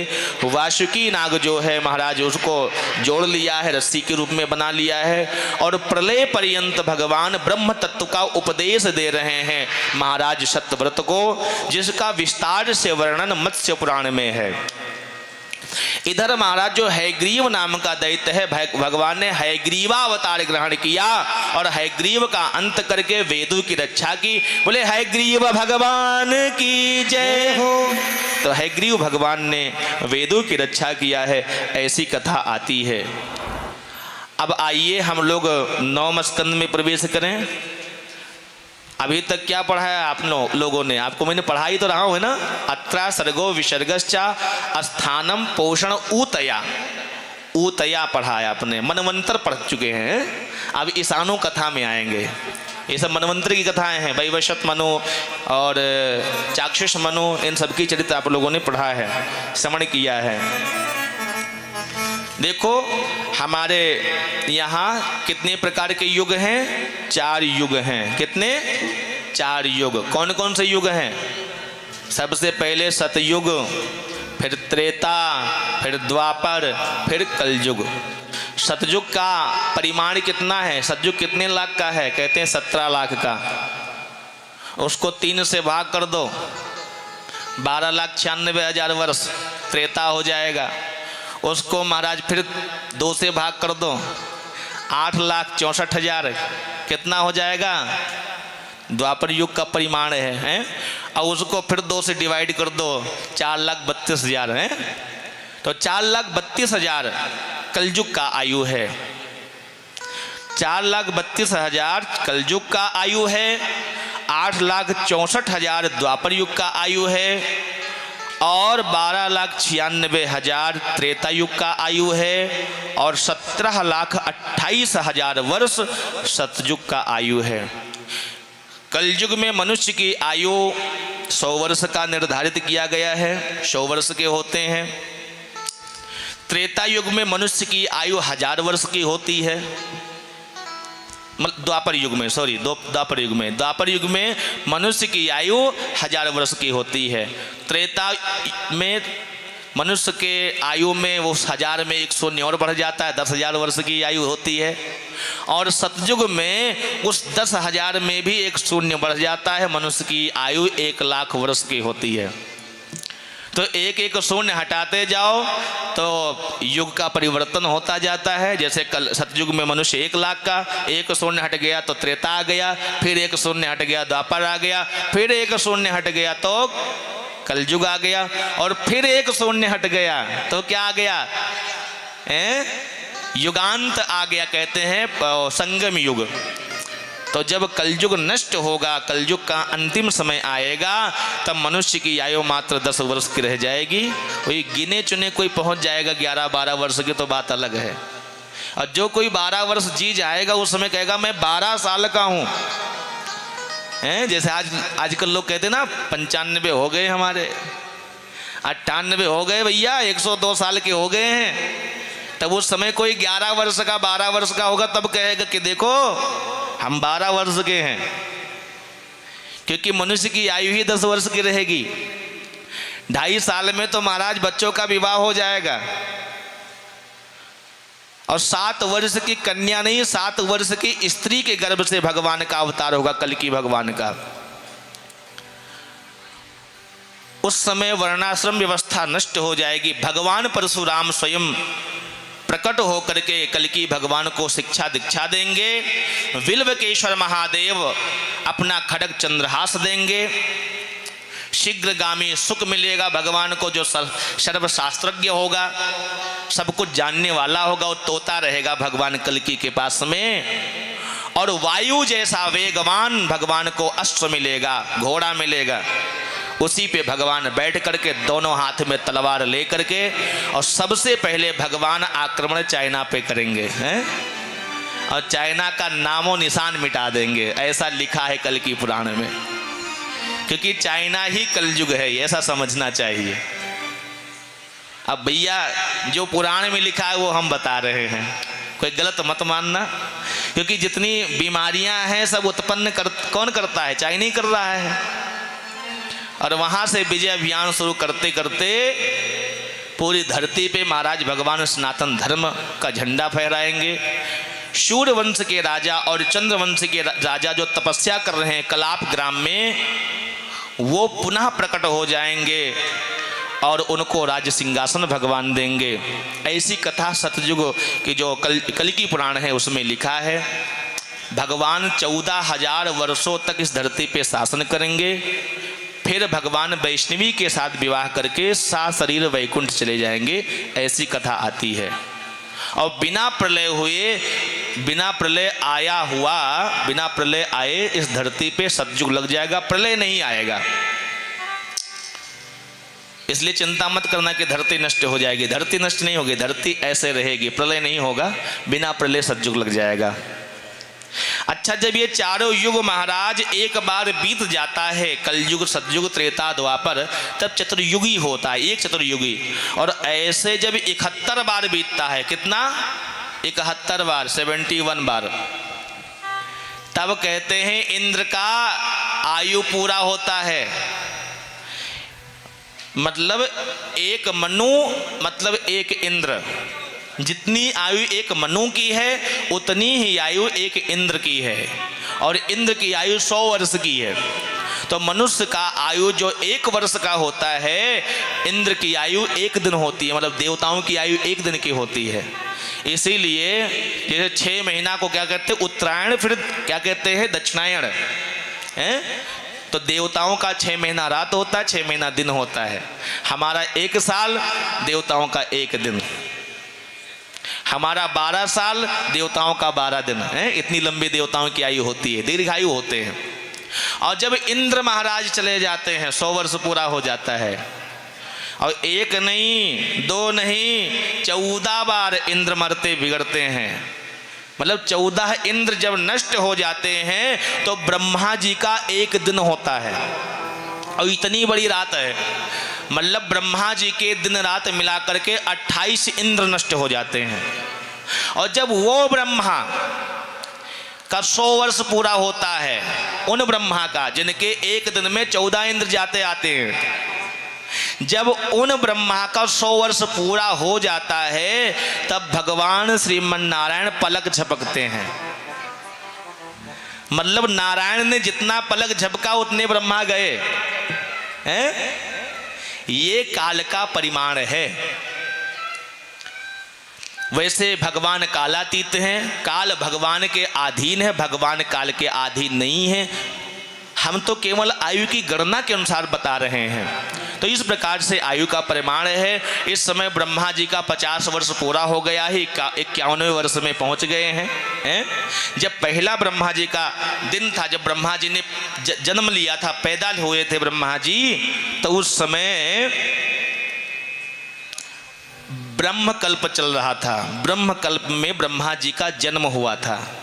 और जब ब्रह्मा जी 50 वर्ष के पूरे हो गए, तब उस समय श्वेत वाराह कल्प, अब 51 वर्ष में ब्रह्मा जी हैं, तो श्री श्वेत वाराह कल्प चल रहा है। ब्रह्मा जी भी 50 के हो गए हैं। चिंता मत करो, ब्रह्मा जी भी 50 के हो गए हैं। अब कब तक रहेंगे कोई पता नहीं है, ब्रह्मा जी 50 कब तक रहेंगे, क्योंकि ब्रह्मा जी की आयु बड़ी लंबी है महाराज। बोले भक्तवत्सल भगवान की जय। तो आदि पुरुष परब्रह्म परमात्मा श्रीमन नारायण हुए। नारायण के बेटा हुए ब्रह्मा जी, और ब्रह्मा जी का बेटा का नाम था कश्यप ऋषि। क्या नाम था? कश्यप। कश्यप के बेटा हुए भगवान सूर्य नारायण, और सूर्य नारायण के भगवान बेटा हुए श्रद्धादेव मनु, जिसको वैवस्वत मनु कहते हैं। इनके बेटा हुए सुदुम्न, जिनकी कथा हम बाद में कहेंगे। सुदुम्न जी एक बार चले गए थे इलाखंड में, जो क्या नाम से चाइना और इंडिया का बॉर्डर है, उसको बोलते हैं कैलाश पर्वत। तो वहीं पे माँ पार्वती ने श्राप दे दिया था। भगवान शिव ने ऐसी मर्यादा बना दी थी कि यहाँ जो कोई पुरुष आएगा वो स्त्री बन जाएगा। क्योंकि एक बार भगवान शिव पार्वती विहार कर रहे थे, सप्तऋषि लोग आ गए तो मैया लज्जित हो गई। तो भगवान शिव ने माता को मनाने के लिए ऐसी व्यवस्था कर दी कि आज के बाद जो कोई पुरुष आएगा वो स्त्री बन जाएगा। और ये राजा साहब को पता ही नहीं था, महाराज भूल से पहुंच गए, घोड़ा घोड़ी बन गई, राजा रानी बन गए, और नौकर चाकर जितने थे सब सहेलियां बन गई। अब तो बड़ा गड़बड़ हो गया, मन में सोचा अब घर कैसे जाएं। तो घर जाने लायक रहे नहीं गए महाराज। उसी जंगल में बुध था, चंद्रमा का बेटा, उसके साथ विवाह हो गए, एक बेटा पैदा हो गया जिसका नाम था पुररवा, जिसकी कथा आगे कहेंगे। फिर क्या हुआ, कहते हैं महाराज वशिष्ठ ने देखा बहुत समय हो गया अयोध्या के राजा साहब आए नहीं, तो आंख बंद कर देखा तो राजा साहब तो स्त्री बने हुए हैं। जाकर वशिष्ठ के पहुंचे तो बेचारा रो रो कर दुखड़ा सुनाया कि महाराज पता नहीं कौन सा जंगल है। वशिष्ठ ने कहा तुम गलत किए, यहाँ जाने नहीं चाहिए, भगवान शिव का स्थान है। भगवान शिव की स्तुति की, भगवान शिव प्रसन्न हो गए। कहा वरदान मांगो, कहा महाराज इनको जो बनाया है ना स्त्री, इनको पुरुष बना दो। भगवान ने कहा देखो हम पुरुष तो नहीं बना सकते हैं, लेकिन एक व्यवस्था कर सकते हैं। ये महाराज जो है ना सुदुम्न, ये 6 महीना पुरुष रहेंगे और 6 महीना स्त्री रहेंगे, इतनी व्यवस्था कर सकते हैं। अब महाराज राज्य में आए तो कोई व्यक्ति 6 महीना स्त्री हो 6 महीना पुरुष हो, हैं तो कोई इज्जत करेगा?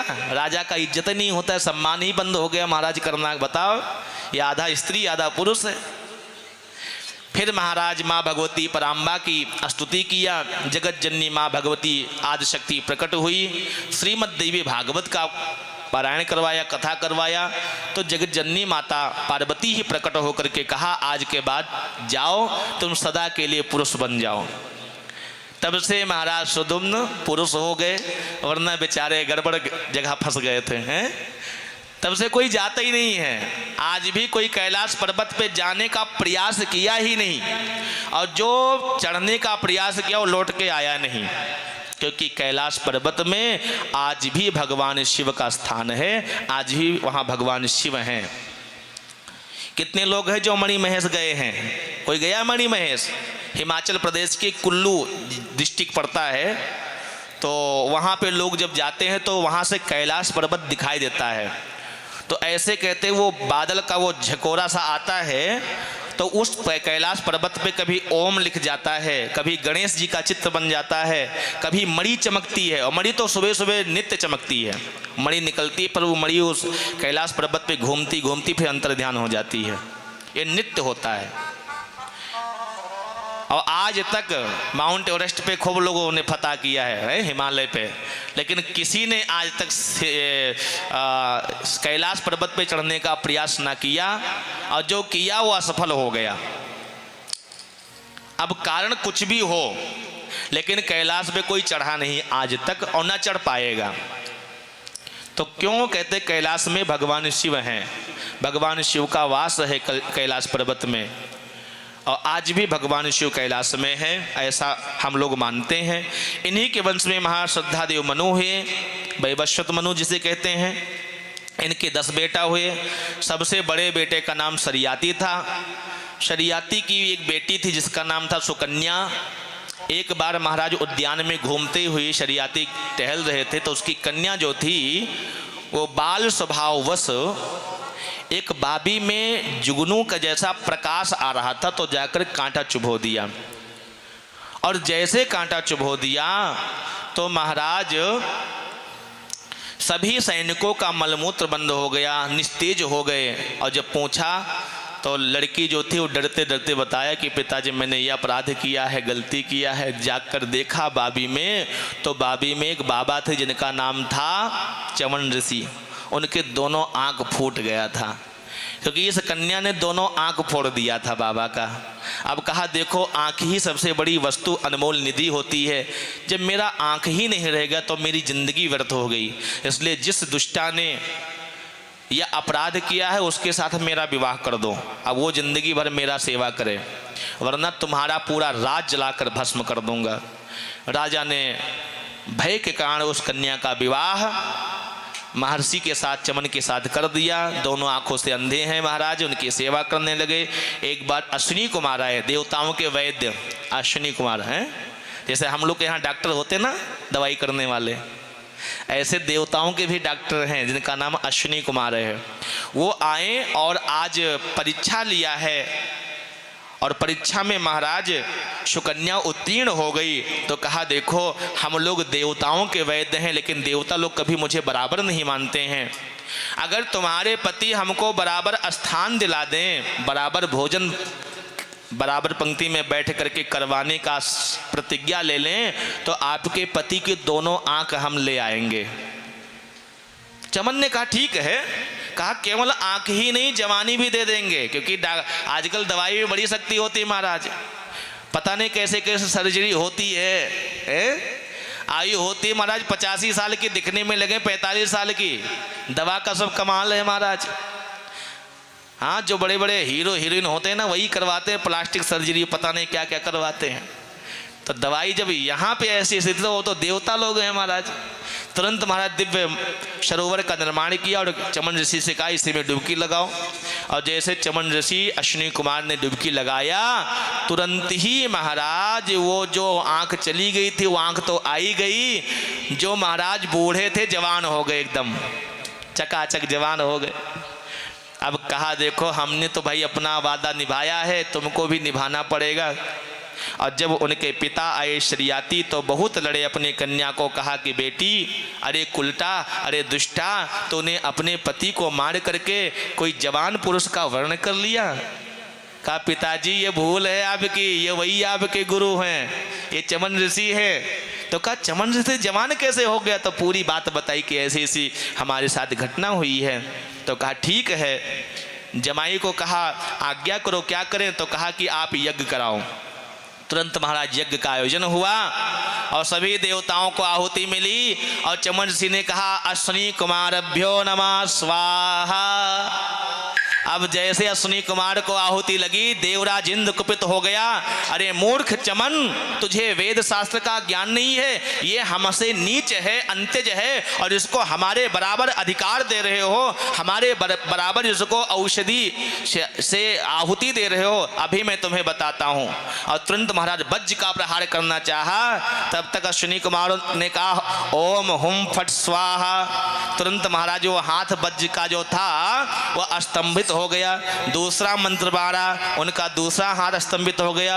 और तीसरा मारने वाले थे इंद्र को भस्म करने के लिए, तब तक बृहस्पति आ गए। कहा महाराज अगर देवराज इंद्र ही नष्ट हो जाएंगे तो फिर देवता में कोई बचेगा कहाँ, इसलिए देवराज इंद्र के अपराध को क्षमा कर दो। कहा अरे देवताओं, तुम्हारे अंदर भी भेदभाव है तो मनुष्यों को क्या शिक्षा मिलेगी? तुम बताओ, एक वैद्य अपना पूरा जीवन निकाल देता है आपकी सेवा में, आपके रोग का उपचार करने के लिए, लेकिन उनको बराबर की पंक्ति में नहीं बैठाते हो। धिक्कार है तुम जैसे देवताओं को। मैं आज से व्यवस्था करता हूँ, सारे देवताओं को बराबर भाग दूंगा। और उसके बाद से महाराज देवता के जो राजा हैं इंद्र, वो चरणों में गिर करके क्षमा याचना मांगा है। तब जाकर के जो हमारे चमन ऋषि हैं वो क्रोध शांत किया है। और उसके बाद से जब से महाराज ये हो गया, उसके बाद से लगाकर आज तक अश्विनी कुमार को बराबर अधिकार मिलता है, बराबर आहुति मिलती है। तो भेदभाव वहां भी होता है महाराज, होता था, अब नहीं होता है, अब बराबर कर दिया। इन्हीं के वंश में महाराज रेवत हुए, रेवत के पुत्र हुए ककुदमी, ककुदमी के पुत्री हुई रेवती, जिनका विवाह बलराम जी के साथ में हुआ। उसकी कथा हम आगे कहेंगे। और ककुदमी के जो बेटे का नाम था उसका नाम था नभग, नभग के बेटे का नाम हुआ नाभाग और नाभाग के पुत्र का नाम हुआ महाराज श्री अम्बरीश जी। अम्बरीश महाराज भगवान नारायण के बहुत बड़े भक्त थे। एकादशी का महाराज नित्य हर एकादशी को महाराज व्रत करते थे, भगवान की सेवा अपने हाथों से करते थे। चक्रवर्ती सम्राट हैं लेकिन ठाकुर की सेवा महाराज स्वयं अपने हाथों से करते हैं। एक बार महाराज हाथ से महाराज चक्की चला रहे थे, आटा निकाल रहे थे, वही समय ठाकुर जी प्रकट हो गए और पंखा जलने लगे। पीछे मुड़कर देखे, चरणों में गिर गए, हे नाथ, हम तो हाड़ मांस के पुतले हैं और हमारे ऊपर आप इतना अनुग्रह करते हैं। भगवान ने कहा तू भी तो कम नहीं है, इतने लाखों चेला हैं, इतने तुम्हारे नौकर चाकर हैं, किसी से सेवा ले सकता था। नहीं नहीं प्रभु, ये तो मेरा धर्म है। भगवान ने कहा मेरा भी तो कुछ धर्म है, ये सुदर्शन चक्र आज है तुम्हारा। भगवान तो बहुत महाराज भोले हैं, पहले परीक्षा खूब लेते हैं, उसके बाद में ठाकुर जी तो महाराज भगवान के तो भक्त के वश में हो ही जाते हैं। और भगवान ने कहा आज से यह सुदर्शन चक्र तुम्हारा है। जो कोई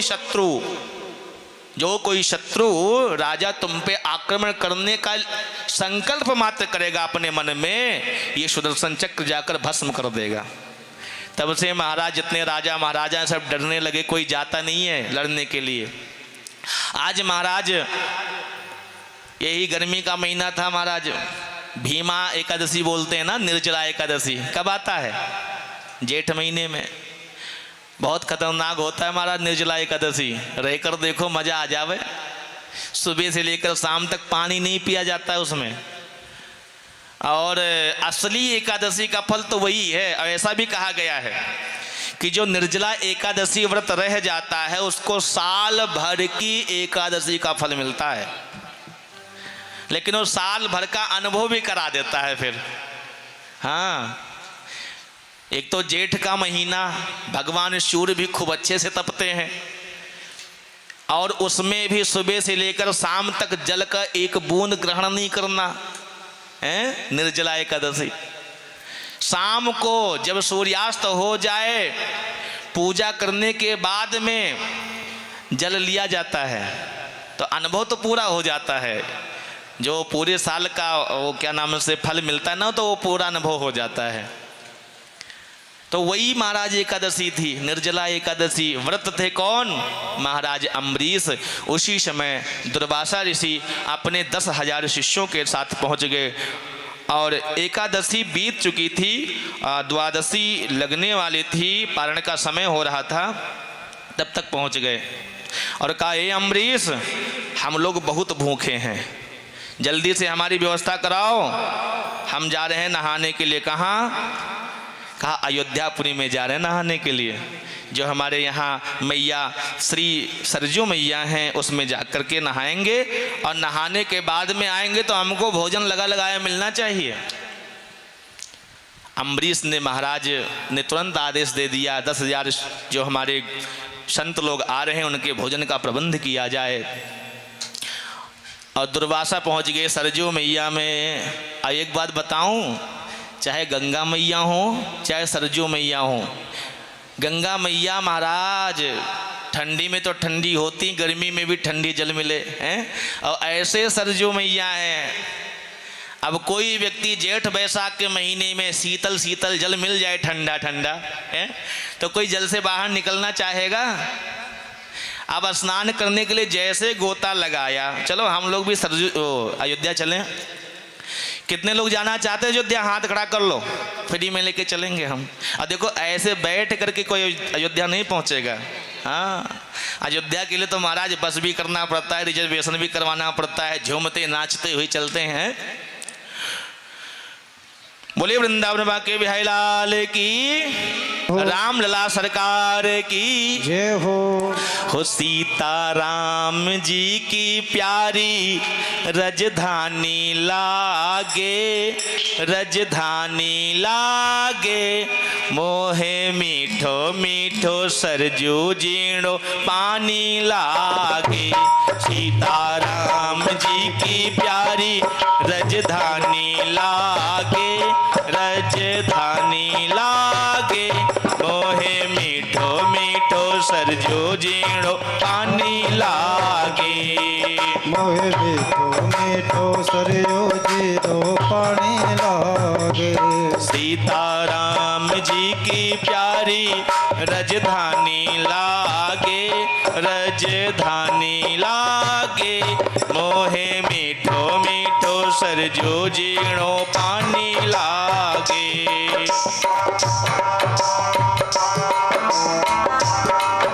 हरि बोल।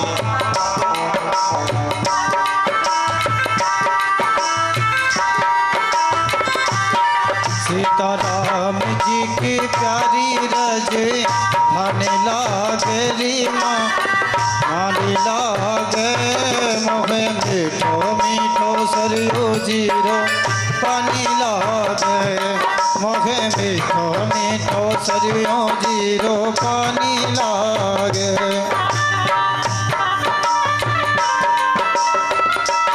हरि बोल।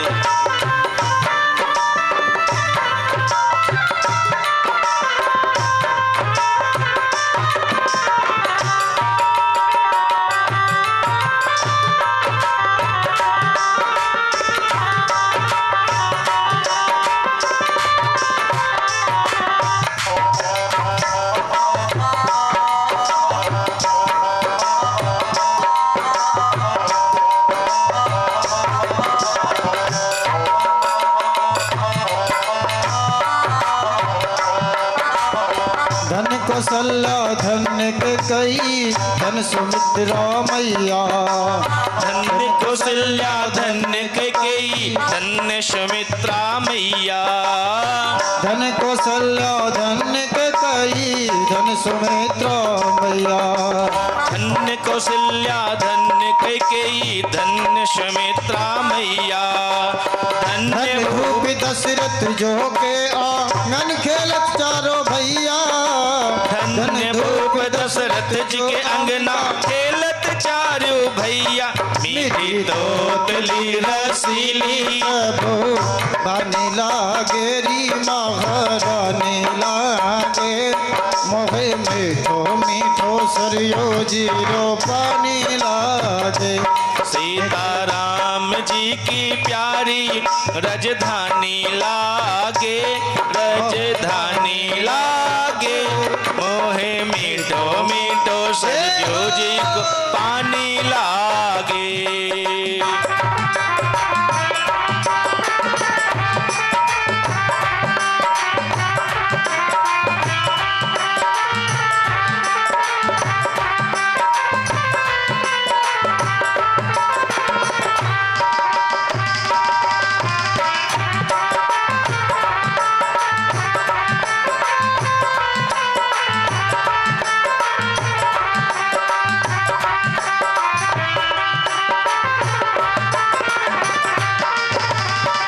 प्यारी लागे री मोहे प्यारी लागे ओ प्यारी लागे मोहे प्यारी लागे।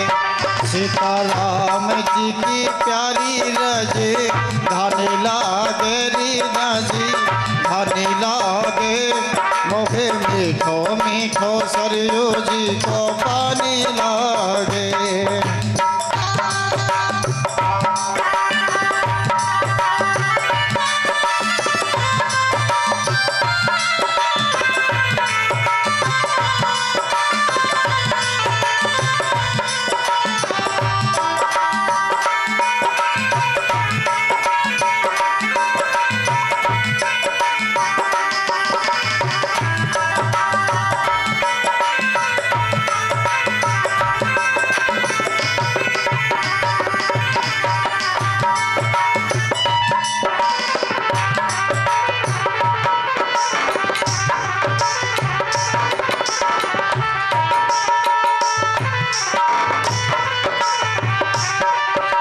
रंग महल हनुमान गढ़ी मणि राम छावनी सुंदर। रंग महल हनुमान गढ़ी मणि राम छावनी सुंदर। स्वयं जगत के मालिक बैठे कनक भवन के अंदर। स्वयं जगत के मालिक बैठे कनक भवन के अंदर। सीताराम जी की शोभा हो सीताराम जी की शोभा सुख खानी लागे सुख खानी लागे मोहे मीठो मीठो सरजो जीणो पानी लागे। सीता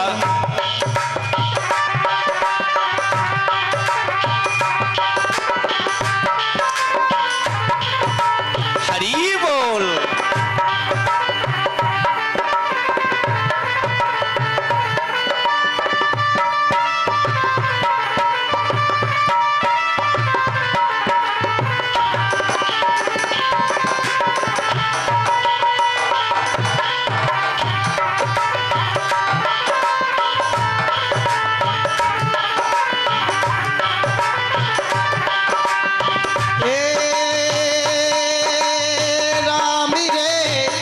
सभी से बड़ा तेरा नाम रे पहाड़ों वाले सुनी जोता वाले सभी से बड़ा तेरा नाम राम रे।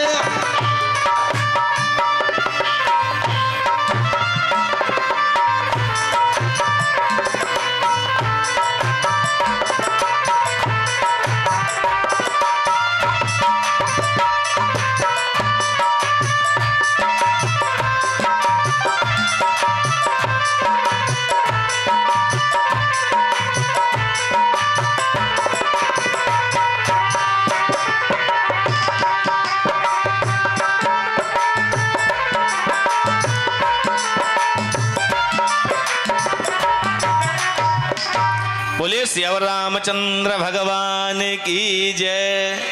तो जैसे आप लोग भजन में खो गए ऐसे बाबा सरजू जी में खो गए। हाँ, और महाराज समय का भान नहीं रहा, द्वादशी तिथि भी बीतने लगी और पारण का समय निकलने लगा। महाराज ने कहा कि देखो कुछ ऐसा उपाय किया जाए जिससे जो संत महाराज है उनकी भी मर्यादा रह जाए और मेरा पारण भी हो जाए। तो ब्राह्मणों ने कहा देखो भगवान का चरणामृत ले लो, और भगवान का चरणोदक लेने से संत की मान भी रह जाएगी और आपका पारण भी हो जाएगा। और जैसे ही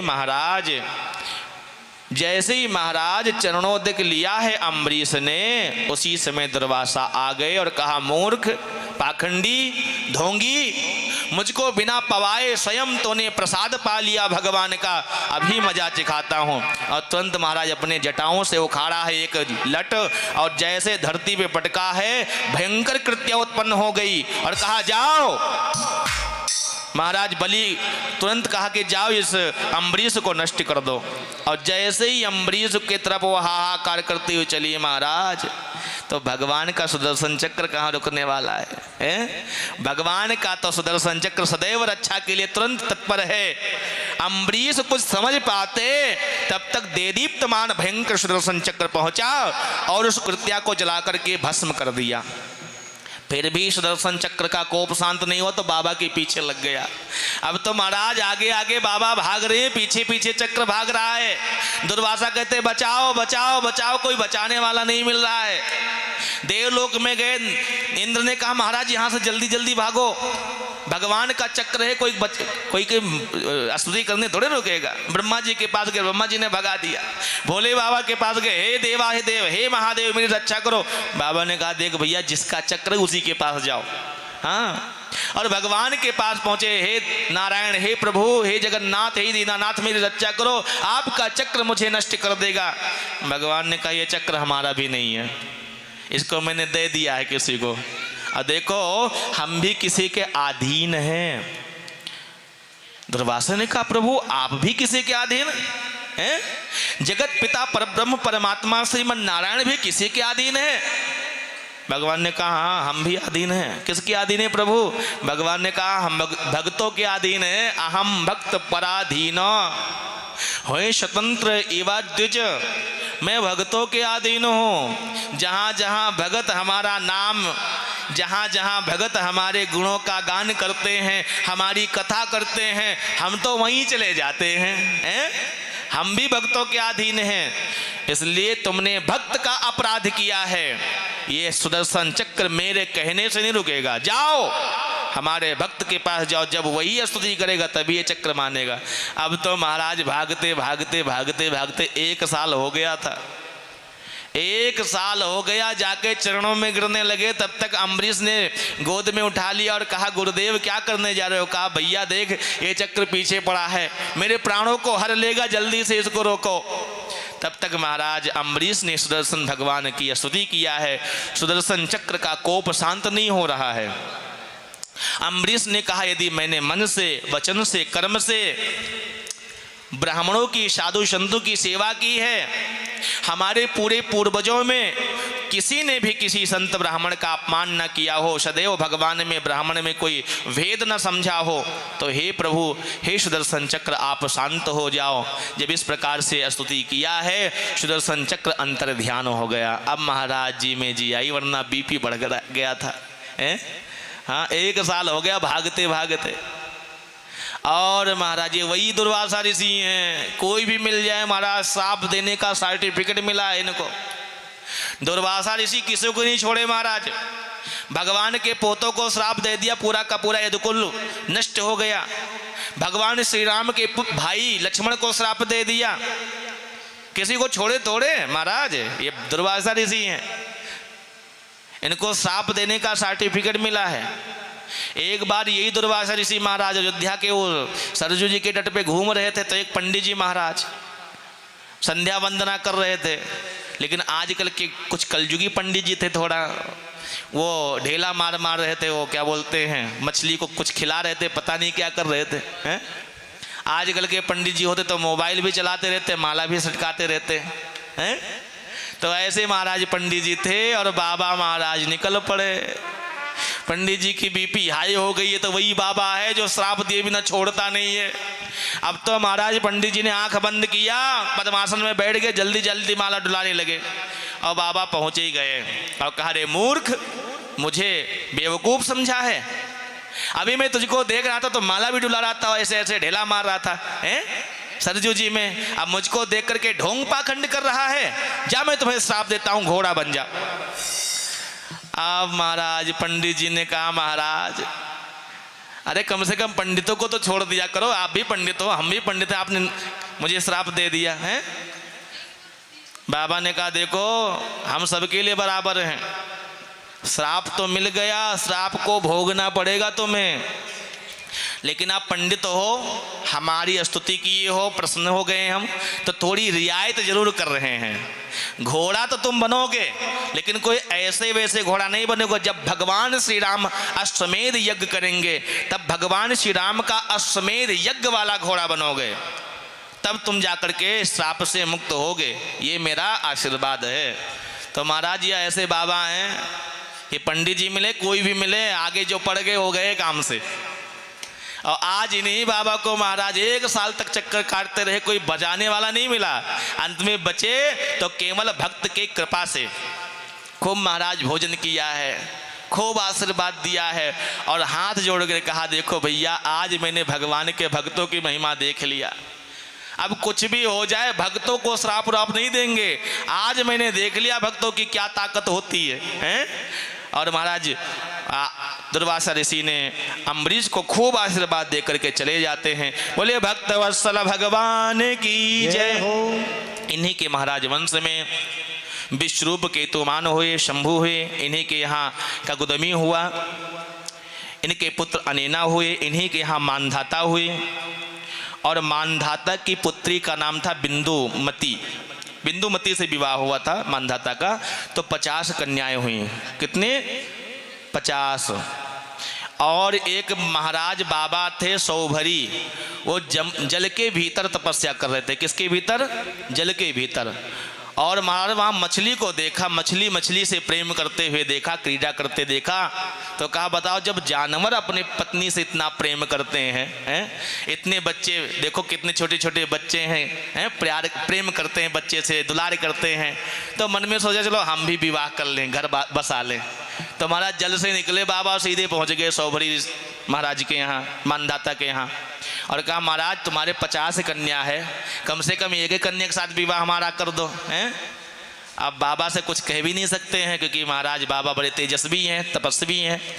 मन में सोचा, और राजा ने कहा, देखो महाराज आप महल में चले जाओ, जो तुमको कन्या पसंद कर ले उसके साथ तुम विवाह कर लो। और बाबा थे महाराज बूढ़े, मन में सोचा ये राजा हमसे विवाह करना नहीं चाहता है अपनी कन्या का, इसलिए ऐसा कहा है। तो बाबा महाराज तुरंत मायावी थे, तप की शक्ति थी, तुरंत महाराज राजकुमार का वेश धारण कर लिया। खूब सुंदर महाराज राजकुमार बन गए, मुकुट को धारण कर लिया, दिव्य वस्त्र से आभूषित हो गए। और जैसे महल में गए, महाराज शादी के लिए मार करने लगी, और एक एक करके 50 कन्याओं ने बाबा के साथ विवाह कर लिया। हाँ, अब 50 कन्याओं को लेकर बाबा चले आए, 5000 पुत्रों को जन्म दिया। कितना? हाँ महाराज 5000 बेटा पैदा हो गए। आजकल होता तो महाराज एक गांव तो बसा ही देते बाबा, हैं? बोले भक्त वत्सल भगवान की। बाद में महाराज इनको वैराग्य हुआ तो ये चले गए तपस्या करने के लिए। इन्हीं के वंश में महाराज अम्बरीश यवनाश हुए। यवनाश का विवाह मां नर्मदा भगवती के साथ में हुआ। और पुरुकुत्स जो हैं इनके यहाँ त्रिजस्यु हुए। इनके पुत्र का नाम था त्रिशंकु। विश्वामित्र जी जब वशिष्ठ जी नाराज हुए, त्रिशंकु जी जानते हैं ना, आज भी वो आसमान में 3 नक्षत्र जो हैं लाइन से लटके हुए हैं, वही त्रिशंकु हैं। तो महाराज त्रिशंकु सूर्यवंशी राजा थे और इन्होंने एक बार अपने गुरु से कहा कि महाराज हम शरीर स्वर्ग जाना चाहते हैं। तो वशिष्ठ जी ने से यज्ञ करवाने के लिए कहा कि ऐसा यज्ञ कीजिए कि हम शरीर चले जाएं स्वर्ग। तो वशिष्ठ जी के पास तब तक निमंत्रण आ गया इंद्र का, और इंद्र ने कहा देखो महाराज, जितना तुमको त्रिशंकु दक्षिणा देंगे उनका उसका दुगना हम देंगे आपको, और हमारे यहाँ यज्ञ कर दो। तो महाराज पंडित लोग तो जानते हो जहाँ पैसा ज़्यादा मिलता है बस वहीं। हाँ, भले ही कुलगुरु हैं। तो कहा देखो बेटा ऐसा है, तुम अपना जो सामान है ना याग को सुरक्षित रख दो, और हम जा रहे हैं इंद्र के यहाँ यज्ञ करवाने, वहाँ से यज्ञ करवा के आएंगे तब तुम्हारा यज्ञ हम करेंगे। और गुरु जब चले गए तो चेला भी महाराज पहलवान निकला, उसने कहा देखो हमारे गुरु जी को हमारा कोई मतलब ही नहीं समझते हैं। इंद्र ने ज़्यादा पैसा दे दिया तो उनके यहाँ चले गए, कल कोई और आएगा वो ज़्यादा पैसा देगा उनके यहाँ चले जाएंगे, तो ऐसा करो गुरु ही को चेंज कर दो। और तुरंत ही महाराज गुरु को बदल दिया। विश्वामित्र जी इसी ताक में बैठे थे कि कोई मुझे मिले चेला। तब तक महाराज चेला मिल गए, कौन? त्रिशंकु महाराज। का चिंता मत करो, तुमको हम 7 शरीर भेज देंगे। कहाँ? स्वर्ग भेज देंगे 7 शरीर। तुरंत यज्ञ प्रारंभ हो गया। और जैसे महाराज माँ भगवती गायत्री का स्मरण किया, गायत्री मंत्र के प्रभाव से, माँ भगवती गायत्री के प्रभाव से त्रिशंकु 7 शरीर जाने लगे। कहाँ? स्वर्ग में। और जैसे स्वर्ग में जाने लगे, देवराज इंद्र का इंद्रासन डगमगाने लगा। देवराज ने कहा ये मनुष्य की मृत्यु भी नहीं हुई, ये 7 शरीर कैसे आ रहा है? अब वहां से ढकेल दिया। और जैसे वहां से ढकेला, उसने कहा गुरुजी बचाओ। कहा चिंता मत करो, तुम वहीं टंगे रहो। और तुरंत मंत्र का प्रभाव किया, महाराज वो वहीं पे टंग गए। और कहा चिंता मत करो, जिस प्रकार से देवराज इंद्र के पास से स्वर्ग है, हम दूसरा स्वर्ग तुम्हारे लिए बना रहे हैं। महाराज उसी समय सृष्टि आरंभ कर दिया।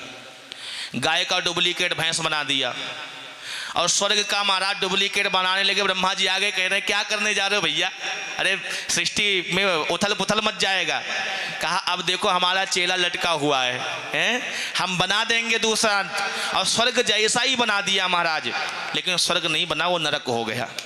कहा इसका मतलब ये स्वर्ग नहीं रहेगा, स्वर्ग एक ही रहेगा, नरक डुप्लीकेट बना दिया।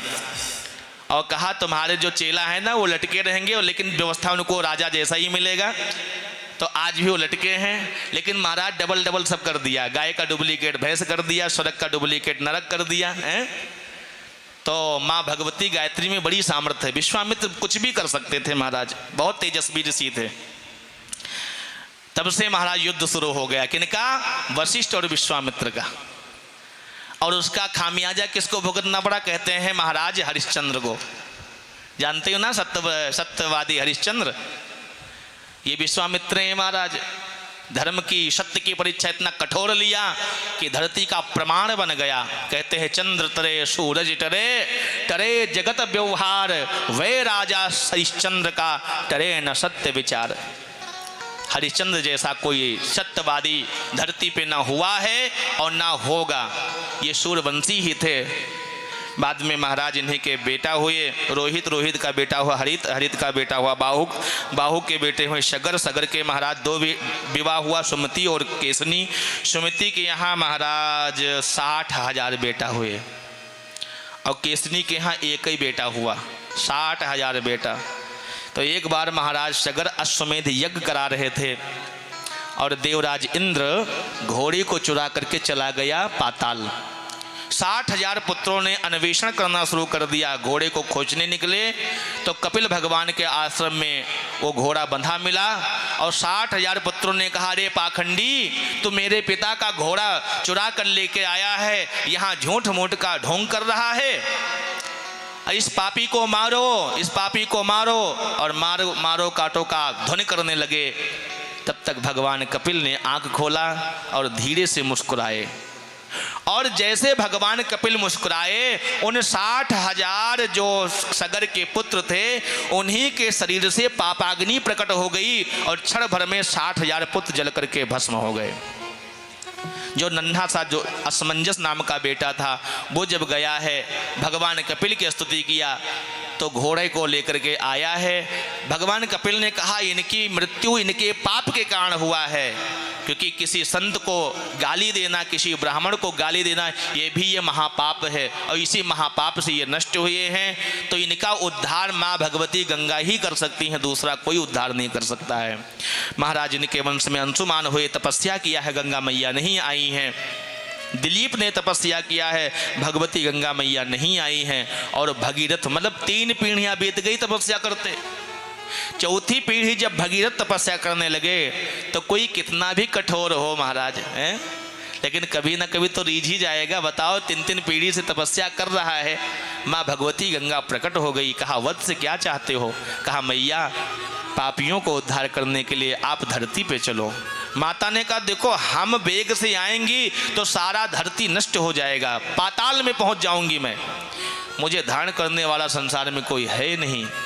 हाँ भोले बाबा मुझे धारण कर सकते हैं, इसलिए भोले बाबा की आराधना करो। भगवान शिव की आराधना किया, भगवान शिव प्रसन्न हो गए और कहा गंगा जी से कह दो आए। गंगा मैया ने मन में सोचा बाबा को लेके पाताल चली जाऊं, है पूरी वेग से आई। और भगवान शिव गंगा के अहंकार को नष्ट करने के लिए अपने विशाल रूप धारण किया है और जटाओं को महाराज हजारों लाखों योजन में फैला दिया और गंगा जी को लपेट करके जोड़े में बांध लिया। गंगा जी का अहंकार नष्ट हो गया। फिर कहा महाराज गंगा मैया को वापस करो, हैं? तो गंगा जी को एक लठ निचोड़ करके हरिद्वार के आगे गंगोत्री एक स्थान है, आप जाएंगे कभी तो गंगोत्री पड़ता है गौमुख, वहीं पे भगवान ने एक लट को निचोड़ करके धरती पे डाल दिया और वहीं से जल का स्रोत फूट गया।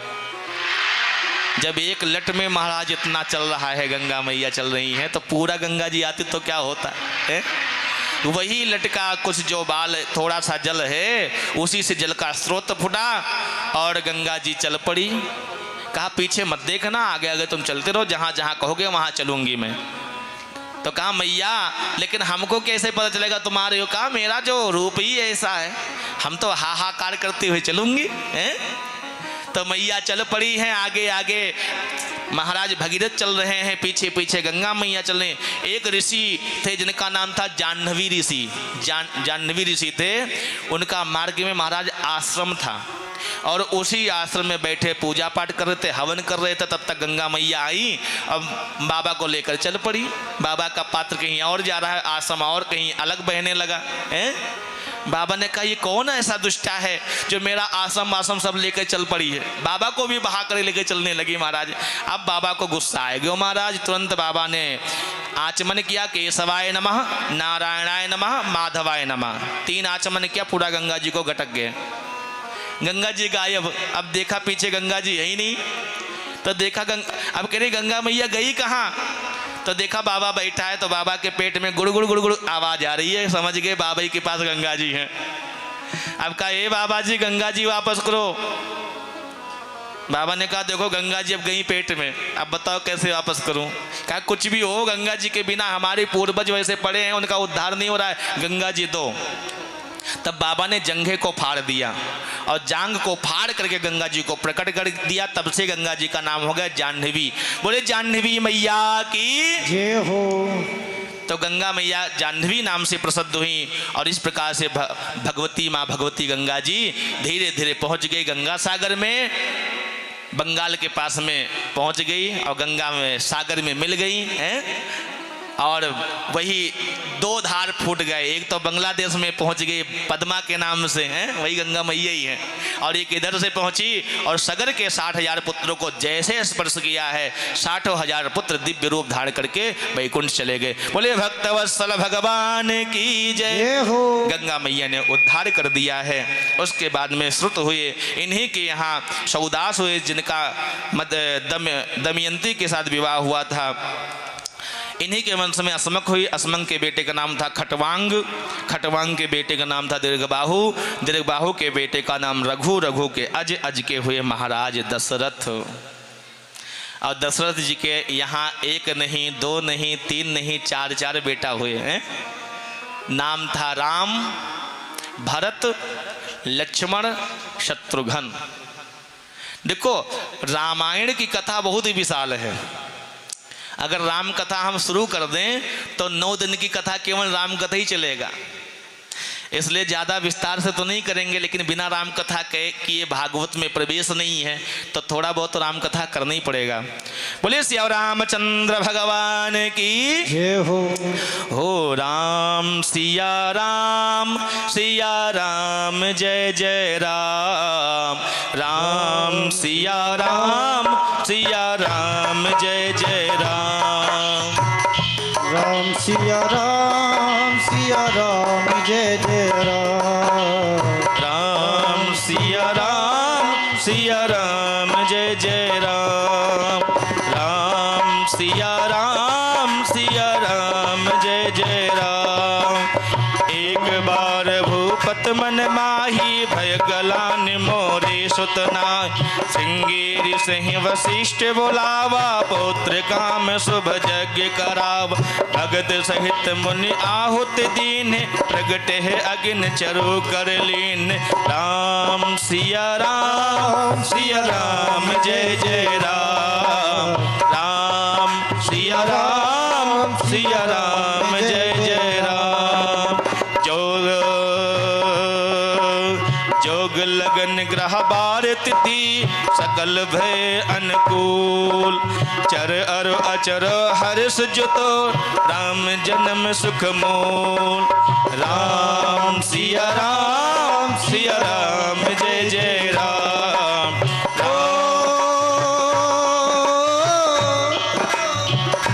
मंगली भवनिया मंगलहारी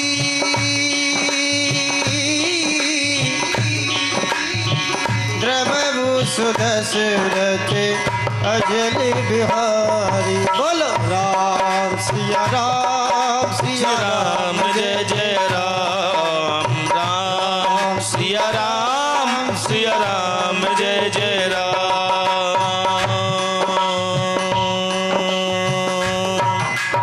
बोले सिया रामचंद्र भगवान की जय। महाराज त्रेता युग चल रहा है और युगांत का समय आ गया। भगवान जब भी अवतार लेते हैं संध्यांश में अवतार लेते हैं। द्वापर युग में जब द्वापर जाने वाला था, कलयुग आने वाला था, तब भगवान श्री कृष्ण के रूप में परमात्मा का प्रादुर्भाव हुआ। इसी प्रकार से जब द्वापर आने वाला था, त्रेता जाने वाला था, तब भगवान श्री राम के रूप में प्रकट हुए थे। आज महाराज दशरथ जी एक नहीं कहते हैं, दशरथ जी का जब आयु 87,000 वर्ष बीत गया तब उनके कान के पास एक बाल पक गया था। आजकल स्थिति क्या है महाराज हैं? कोई पता ही नहीं महाराज कब बाल सफेद हो जाए। छोटे छोटे बच्चे को देखता हूं महाराज वाके बाल व्हाइट हो जाए। हाँ क्यों महाराज? कहते हैं प्रोटीन की कमी है। अरे प्रोटीन की कमी नहीं है महाराज, आजकल बच्चे बुढ़े बन के आ रहे हैं। हाँ छोटे छोटे बच्चे जो होते ना ऐसे ऐसे मोबाइल के फंक्शन खोल लेते हैं जो शायद आप नहीं खोल पाते होंगे। उनको बोलना नहीं आता है लेकिन वो मोबाइल के बारे में हर फंक्शन पता है उनको, और सब कुछ खोल लेंगे, देख लेंगे, बंद कर लेंगे। तो बच्चे पूरे पेट से पढ़ के आते हैं। भगवान के पिताजी का आज एक बाल पका और मन में सोचा बताओ इतना समय बीत गया, घर में कोई संतान नहीं है।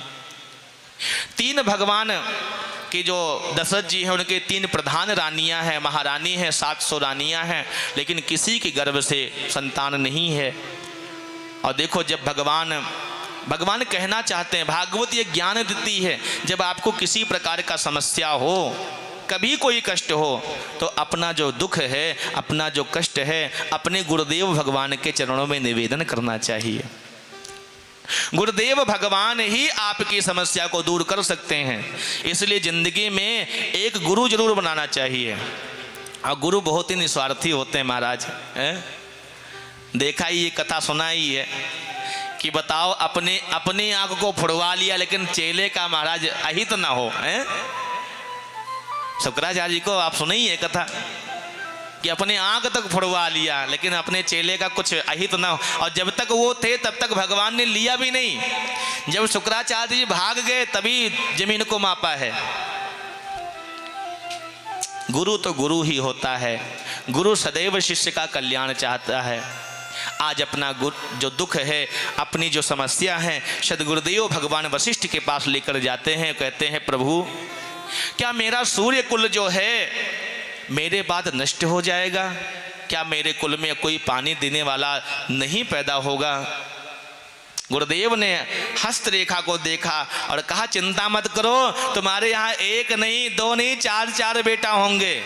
जाओ अथर्व वेद के प्रख्यात विद्वान महर्षि श्रृंगी हैं, उनको बुला लाओ और उनसे पुत्रेष्टि यज्ञ कराओ।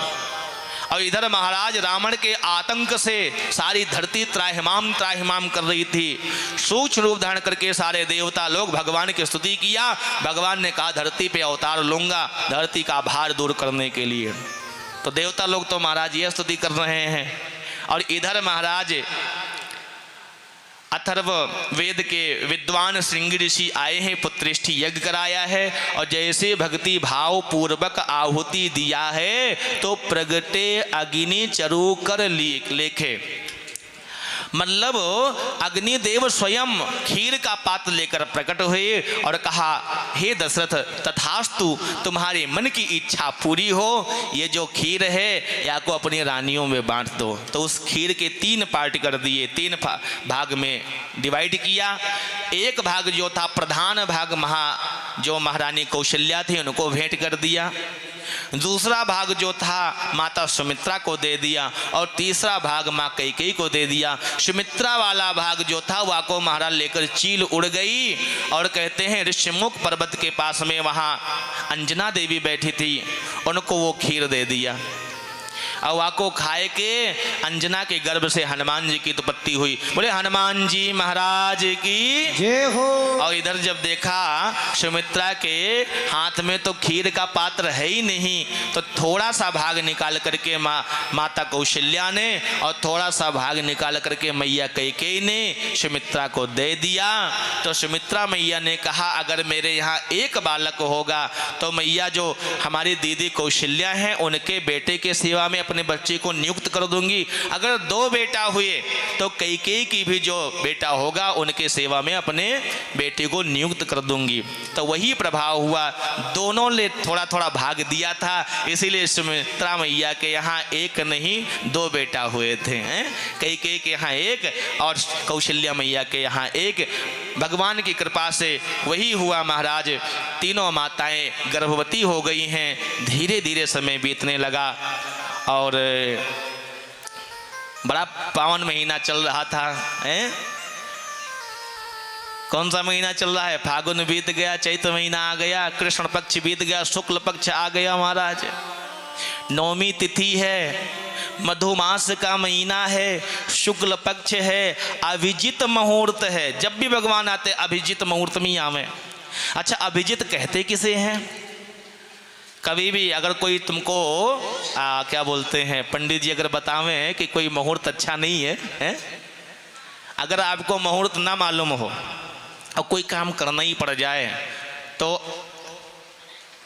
बोले भक्त वत्सल भगवान की जय हो। तो अभिजित मुहूर्त में जो व्यक्ति कार्य करता है उसके कार्य सिद्ध होते हैं। और 11:45 से लेकर के 12:15 बजे का जो समय होता है वो अभिजित मुहूर्त होता है। बोले भक्त वत्सल भगवान की। तो अभिजित मुहूर्त है, शुक्ल पक्ष है, बड़ा प्यारा महीना है और इसी महीना हमारे श्री रामचंद्र भगवान को बहुत ही प्रसन्न है, बहुत ही प्रिय है। तो अभी 10 मिनट का ब्रेक है चाय का है और उसके बाद में भगवान का जन्म, फिर भगवान श्री राम का विवाह महामहोत्सव और उसके बाद भगवान श्री कृष्ण का जन्म महोत्सव मनाया जाएगा। बोले वृंदावन के बिहारी लाल की जय हो। तो जिनको हमारा चाय वाय पीना है, थोड़ा रेस्ट करना है और करके आ सकते हैं, लेकिन 10 ही मिनट।